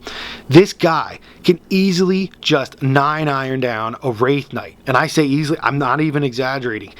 I would put him against a Wraith Knight confidently, especially since we've got all our other buffs. Maybe he's invisible when he gets in there. Maybe he's toughness 7 because he's got iron arm or something on him. Maybe you've got flesh metal and iron arm, and now that sorcerer is leadership. He's toughness 10. Maybe that Wraith Knight has a D weapon, but man, that fight's still, that's in our favor. And this is just the one dude. You're not even talking all the other sorcerers that might sneak one attack through with their force staves and do the D3 more wounds. That deadly. I want to see it in every list. I want to see everybody make a disc sorcerer with this Seer's Bane and just destroy stuff. It's fantastic. Okay, now we're at the Helm of the Third Eye. 20 points. The wearer and his unit. The wearer and any unit that he joins can fire Overwatch even if they have the slow and not so purposeful special rule. Units that do not have the slow and not so purposeful special rule can instead fire Overwatch at Ballistic Skill 2. This is big. This item can really, as I was saying earlier, with a large squad of Rubrics, again, it's easy to buff one unit. So you're going to make him tougher. You can make him invisible. You can maybe get them to ignore his cover with Geo Mortis. And then you have this, and now that giant unit of Rubrics with their bolt guns, or if you want to go flamers. I know I didn't talk about them because I kind of don't like the flamers at all, but they'll be able to Overwatch with this. It's just another layer of things that we can do. And it doesn't have to be a 20-man, but I see the viability, again, of being able to do this to the one giant unit. You move it to the middle of the field, say, this is my land, come and get it. With my 3-up invulnerable save, 20 dudes that are re-rolling saves of 1 maybe, have extra toughness, they're Overwatching. I see that. So don't count it out. Then we have the Staff of Arcane Compulsion. This is 10 points, super cheap. Replaces it's basically 4 staffs, so +2 strength, AP 4. Melee, concussive. It's got the force rule, and then the repelling suite. Enemy units attempting to charge the bearer of his unit must subtract 2 from their charge roll. Okay. This is big. Being able to automatically inflict a -2 to a charge is big, because it stacks so easily when you can make the enemy, you position yourself in a perfect spot where you know they have to go through terrain. If they have to go through terrain plus this staff for just a piddly 10 points, that's a -4 to the charge. -4. That means even if they needed a 2-inch charge, that 2, now they need a 6. What if your guys are on one of those mysterious objectives with the grav wave? Now we're talking what? What is that? A half? You add half of it. You have their charge distance. So if they needed a 2-inch originally, they're 2 inches away from you, and you have the grav field plus this, and they're going through terrain. Now they need a 7 or 8. Is that right? Just to go through 2 inches. This is mind-boggling. You can, again, have that Ahriman's Exiles disc unit with one of the dudes having this in there, making sure when you do your disc flat-out move in the shooting phase, you put the terrain between you and keep your guys safe from being attacked. That's a fantastic item for only a 10 measly points. It's just great. And it still has the force and everything. I love it. The Coruscanter, yeah. Replaces one of your bearer's ranged weapons. Range 12, strength 4, AP 3, blast, pistol, and soul blaze. Yeah. For 20 points, I'll pass. I don't like the Coruscanter. If you want to do it for just fun's sake, I think a disc sorcerer is going to make some good usage out of that, but you can't overwatch with it. We have psychic powers that are better than that. I'd save the 20 points. Then the Athenaean scrolls, that's how I'm going to say it. If the bearer makes, it's 20 points, if the bearer makes a successful psychic test that includes 2 or more dice of the same number, super easy, the power has been manifested with such unstoppable force that the target cannot choose to take a deny the witch test. This is gigantic. For only 20 points, you're going to want to get this on your clutch buff sorcerer, the guy that's going for invisibility, the guy that's going for biomancy or sinistrum stuff. Especially, I'm thinking invisibility. If he gets invisibility and this, you roll more dice than you need so you can make sure this triggers. You roll, it's only a warp charge 2 invis, but you roll 4 or 5 dice on that to get those doubles.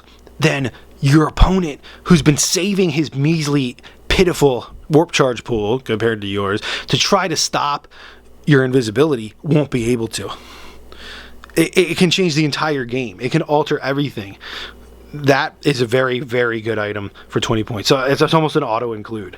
I'm thinking the auto-includes are Seer's Bane, Staff of Compulsion, Athenaean Scrolls, and the Astral Grimoire has its place. But seriously, there's only one dud in here, and that's the Coruscanter. Most War Gear sections have more duds than that. We made out really well with our artifacts, and I think the way they're going to combo into your lists is going to be huge.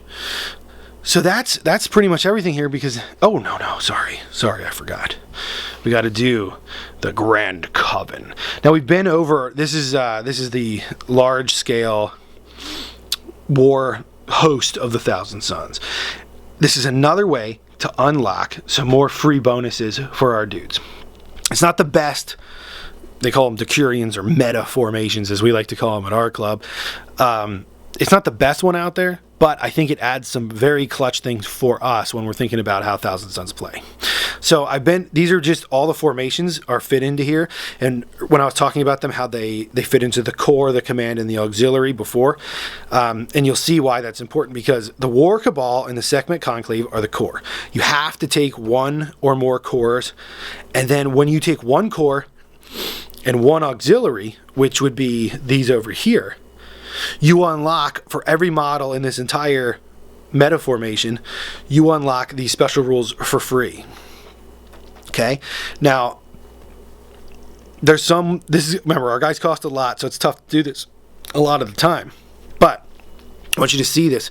This one here called Demon Engines, you can just take one Hellbrute or one Predator or one Mauler Fiend as an auxiliary choice. So that's like 100 points for a Hellbrute, plus your War Cabal. Even at low points, you can unlock this to get this stuff for free for just taking that free Hellbrute, or that cheap, the El Cheapo Hellbrute. So at least it gives some of the not so good models a place, and I appreciate that. So let's look here at the special rules you get for unlocking it. Lords of Fallen Prospero, you can reroll the Warlord trait. Nice little bonus. Everybody gets it, like it. Masters of Arcane Knowledge. If a Psyker from this detachment suffers Perils of the Warp, you can choose to re-roll the result on the Perils of the Warp table, I think is what it means. So, which we're going to be doing lots of perils. Don't kid yourself and think that you won't perils. Now, some of our bonuses with the +1 to casting, so we harness on 3s. The fact that we can re-roll our psyche test is going to help us not peril, because we don't have to roll as many dice to do things. And if you have Magnus, Big Red's not going to be periling at all, so you don't even have to worry about it. But it's a nice layer of protection that is free, and if you can unlock it, I think it can help a lot to save our sorcerers from taking unnecessary damage. Okay, now, so if you roll the 1, you're like, oh geez, I'm going to take a wound. Well, you get a chance to re-roll it, and maybe it turns into a 6, maybe it turns into a 5, where then either nothing happens to you, or you go Super Saiyan, and now you're even better than you were. And I think that can't be overlooked as a very powerful thing. And then Psychers in this detachment are allowed to manifest 1 additional psychic power in each psychic phase. Huge for what we're trying to do. We're trying to get as many Psychers on the field as we can. We're trying to be able to use the psychic phase to affect the game, and that's what lets you do it. That turns Ahriman instead, because when you have a mastery level on a sorcerer, you can only attempt to cast as many powers per turn as the mastery of that dude. So even if you have warp charges left over, if you don't have any more mastery levels, if you will, to cast powers, you won't be able to do it. And this helps us this lets Ahriman cast 5 powers a turn. If Magnus is in this formation, Magnus can cast 6 powers a turn. This is humongous. Ahriman can now take his staff, and if I'm understanding this correctly, he can cast 3 of the same Witchfire power, and then he can cast another Witchfire power twice, the same one, because all the staff says is it allows him to cast Witchfire powers up to 3 times. It doesn't say pick one and cast it 3 times. That's huge. It makes him even more deadly and more potent. Magnus, again, with his mastery of the psychic phase, harnessing on 2s, being able to put out an additional power is no joke. Now you can sling, you can put out every amazing powerful thing that Magnus can do. You can do it for free. Doesn't cost any extra points. I highly recommend trying to unlock this meta formation. It's good. Now, we cost a lot of points, but I think it's worth it. I think we get what we need, and it's fluffy, and it fills the role. So my one gripe is my boys, the Ahriman's Exiles formation, only made it into command. I would have loved to see them be auxiliary or even a core. I know they would never give me that, but it's fine, because you can just take that one. You can take that one Hellbrute to unlock it, a Predator or Vindicator to unlock it, or I like Defilers if there were a few less points, but not hard to unlock it. So make sure you check that out when you're building your list. So there's the tactical objectives. So that pretty much wraps up the review here. I think what I'm going to be doing is going to the board, and in the future making some more videos that maybe look at list building, look at what I'm trying to do. When I make some battle reports with these guys after I get them painted up, which hopefully isn't going to take too long, I can go into more depth on what I actually decided to do with this army. But don't listen to the naysayers on the internet. Don't listen to people that make fun of you because you have a low model count. When they see what you can do with your low model count, they're going to be jealous. They're going to be afraid. They're going to be scared. This army has tons of potential. I think it can hang with... I think you could give the big boys fits. I think you could take this to Eldar. You could take this to Tau. And if you have your dice on fire in some game, your powers go right. If things go right and your faith in the dark gods is rewarded, I think you could take them out. I think it could even be lopsided in your favor in a lot of ways. So this is a powerful codex. I think even in the hands of a novice, I think this is going to clock in way better than anything we've seen in Chaos Space Marines up until the Trader Legions book that's just came out, which we'll look at. But good stuff. And if you're into the Thousand Sons, this is the book for you. It is fantastic. I highly recommend purchasing it and getting that fluff book and the nice looking slipcase. Make all your friends jealous and go for broke. This is good. So, if you have any questions, comments, anything, leave them in the video below. Thank you for listening. Thank you for being a part of this review. I know it was long. Thanks for hanging in there, and I'll see you next time.